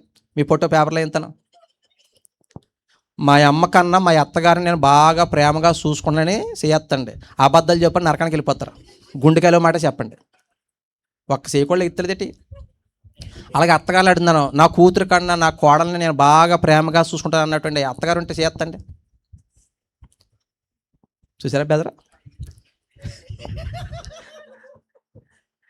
టైం లేదు అక్కడ, లేదు లోతుకి వెళ్ళిపోతుంది. ఇక్కడ నేను వదిలేసాను, ఇక్కడ నేను సాక్ష్యంలోకి వెళ్తాను. ఇక్కడ ఒకటే గుర్తుపెట్టుకో, ఆవిడ దైవం విషయంలో స్థిరమైన తీర్మానం చేసింది. మరలా వేరొక దేవుడి దగ్గరికి, వేరొక దేవత దగ్గరికి, వేరొక పద్ధతి వెనక్కే స్థిరమైన తీర్మానం. ఆమె అర్థమవుతుందా? బంధాల విషయంలో కూడా నీ వాళ్ళని ఒక రకంగా, నా వాళ్ళని ఒక రకంగా చూడండి. నీ జనమే, దాని అర్థం అదే. నీ వైపు ఒక రకం, నా వైపు ఒక రకంగా చూడను. నీ జనమే నా జనము. అబ్బా, మీరు అలాగే ఉంటారా? మీ పుట్టింటోళ్ళని ఎలా ప్రేమిస్తున్నారో మీ అత్తింటోళ్ళని కూడా అలాగే ప్రేమిస్తున్నారా? ప్రేమిస్తే మంచివాళ్ళు. ఇక్కడ దాకా గుర్తుపెట్టుకోండి, ప్రభు చిత్తం అయితే బ్రతుకుంటే మళ్ళీ ఎప్పుడైనా వస్తే మిగతా విషయం తర్వాత మాట్లాడుకుందాం. ఇక్కడ దాకా అర్థమైందా? ఏం చేసింది రూత్ చెప్పండి? నెంబర్ 1 మోయాబుని విడిచింది. నెంబర్ 2 ఆత్మీయతలి నయోమి సహవాసాన్ని అత్తుకుంది. మనం ఏ సహవాసాన్ని అత్తుకోవాలి? సమ్మ మినిస్ట్రీస్ని అత్తుకుని ఉండాలి. 3వది స్థిరమైన తీర్మానం చేసింది. మరలా మోయాబు వెళ్ళలేదు, మోయాబు పండగలకి వెళ్ళలేదు, మోయాబు దేవుడి దగ్గరికి ఏట్లకి వెళ్ళలేదు. మనం కూడా భక్తిలో, విశ్వాసంలో, ప్రార్థనా జీవితంలో అన్నిట్లో స్థిరమైన తీర్మానం చేసుకుని స్థిరంగా ఉండాలి. ఇవన్నీ ఎవరు చేశారు? రూతు చేసింది. మన మూలవాక్యం ఏంటి? 2:12 బోయాజు అంటున్నాడు రూత్తో, నీవు చేసిన దానికి యెహోవా ప్రతిఫలం ఇస్తాడు. ఆ లాస్ట్ లైన్లో అంటున్నాడు, ఆయన నీకు సంపూర్ణమైన. రూత్ ఏం చేసింది చెప్పాను. మామూలుగా ఇంకా 5 పాయింట్లు ఉన్నాయి, మొత్తం 8 పాయింట్లో రాసుకున్నాను. 3 పాయింట్లు చెప్పాను. అమ్మా అవి మిగతా మీరు ధ్యానం చేసేసుకుందరు కానీ ఇక్కడ దాకా ఆపేస్తాను. సాక్ష్యం కూడా చెప్పాలి కదా మరి. ఇప్పుడు దాకా రూత్ ఏం చేసి చెప్పాను.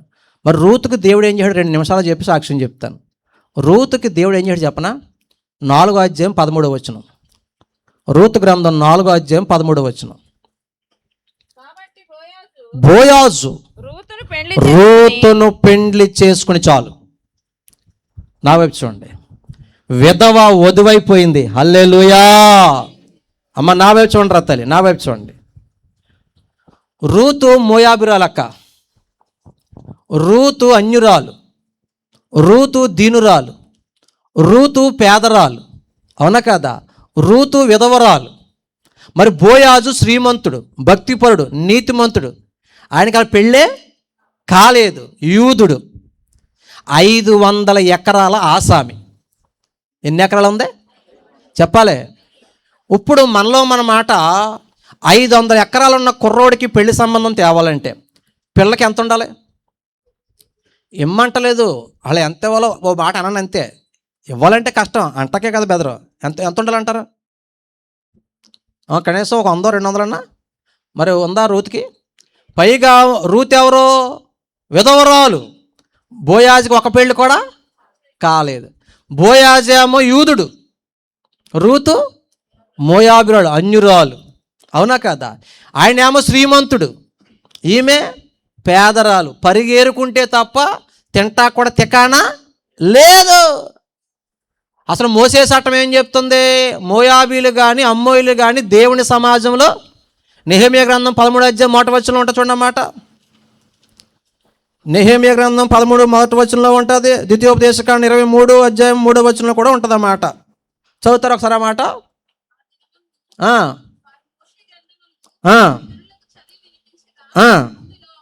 అదిగో అమ్మోనీలు కానీ మోయాబీలు కానీ అదిగో దేవుని యొక్క సమాజంలో ఇదిగో ఎన్నటికీ చేరకూడదు. రూత్ ఎవరు? మోయాబిరాలు, అన్యురాలు కదా. మరి బోయాజు ఎవరు? యూదుడు. బోయాజు ఎవరు? మరి చట్టం ఏం చెప్తుంది? వాళ్ళని ఈ సమాజంలో చేరనివ్వకూడదు. మీకు మంచి మాట చెప్తాను. ఒకడికి ఉరిశిక్ష పడిపోయింది బెదరు.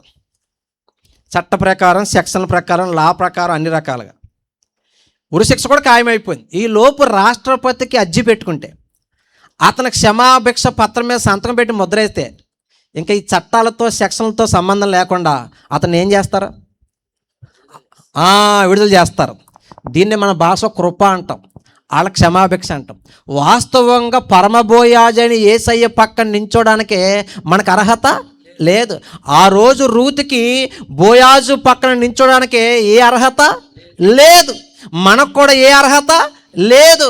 ఆ రోజు క్షమాభిక్ష పెడితే అన్ని చట్టాలు ఎలా పక్కెళ్ళిపోతాయో, దేవుని కృపచేత ఈ విధవ వధువైపోయింది, పేదరాలు శ్రీమంతురాలు అయిపోయింది. ఒకప్పుడు పొలంలోకి వెళ్ళి, అయ్యగారండి ఏమండి నేను పరదేశంగా వచ్చానండి ఊరు, మా అత్తగారు పలానా ఆవిడండి, మాకు ఏమీ లేవండి, మీరు పర్మిషన్ ఇస్తే వెనకాల కొంచెం పరిగేరుకుని ఏదో పొట్ట పోసుకుంటామండి, కొంచెం దయ చూపించండి అయ్యగారులారా అని బతిమాడుకునేది. ఇప్పుడు సాయంకాలం అయితే ఏండి అమ్మనాలే ఆ మోతుబారి ఇంటికి వెళ్ళి, ఆ బోయాజు ఇంటికి వెళ్ళి, అమ్మగారండి రూత్ అమ్మగారండి పని చక్కబెట్టేశామండి, జీతబత్తలు ఇస్తే మా భార్య బిడ్డను పోషించుకుంటామంటున్నారు. హల్లెలూయా. ఇక్కడ ₹1,00,00,000 మాట చెప్పనా? రూత్ చరిత్ర ఎక్కడికి వస్తే మారింది? బోయాజు పొలం ఏ పొలంలోకి వస్తే మారింది? బోయాజు పొలంలో రాకుండా వేరొక పొలానికి వెళ్ళి ఉంటే విధవ వధువయ్యేదా? పేదరాలు శ్రీమంతురాలు అయ్యేదా? అన్యురాలు ధన్యురాలు అయ్యేదా? మీరు మాట్లాడాలే. నీ కథ మారాలంటే, నీ స్థితి మారాలంటే, నీ పరిస్థితి మారాలంటే బోయాజు పొలం అని పిలువబడే దేవుని సంఘానికి వస్తే నీ చరిత్ర మారుస్తాడా? నీ స్థితిని మారుస్తాడో, నీ పరిస్థితిని మారుస్తాడో, నీ కష్టం తీరుస్తాడో. ఇది జరుగుతుందో పాస్టర్ అంటే రూతు జీవితంలో జరిగింది, నా జీవితంలో కూడా జరిగింది. ఇప్పుడు రూతు విధవైతే వధువైపోయింది, పేదరాలు శ్రీమంతురాలు అయిపోయింది, ఒకప్పుడు పరిగెరుకునే పిల్ల యజమానురాలు అయిపోయింది. అవునా కాదా?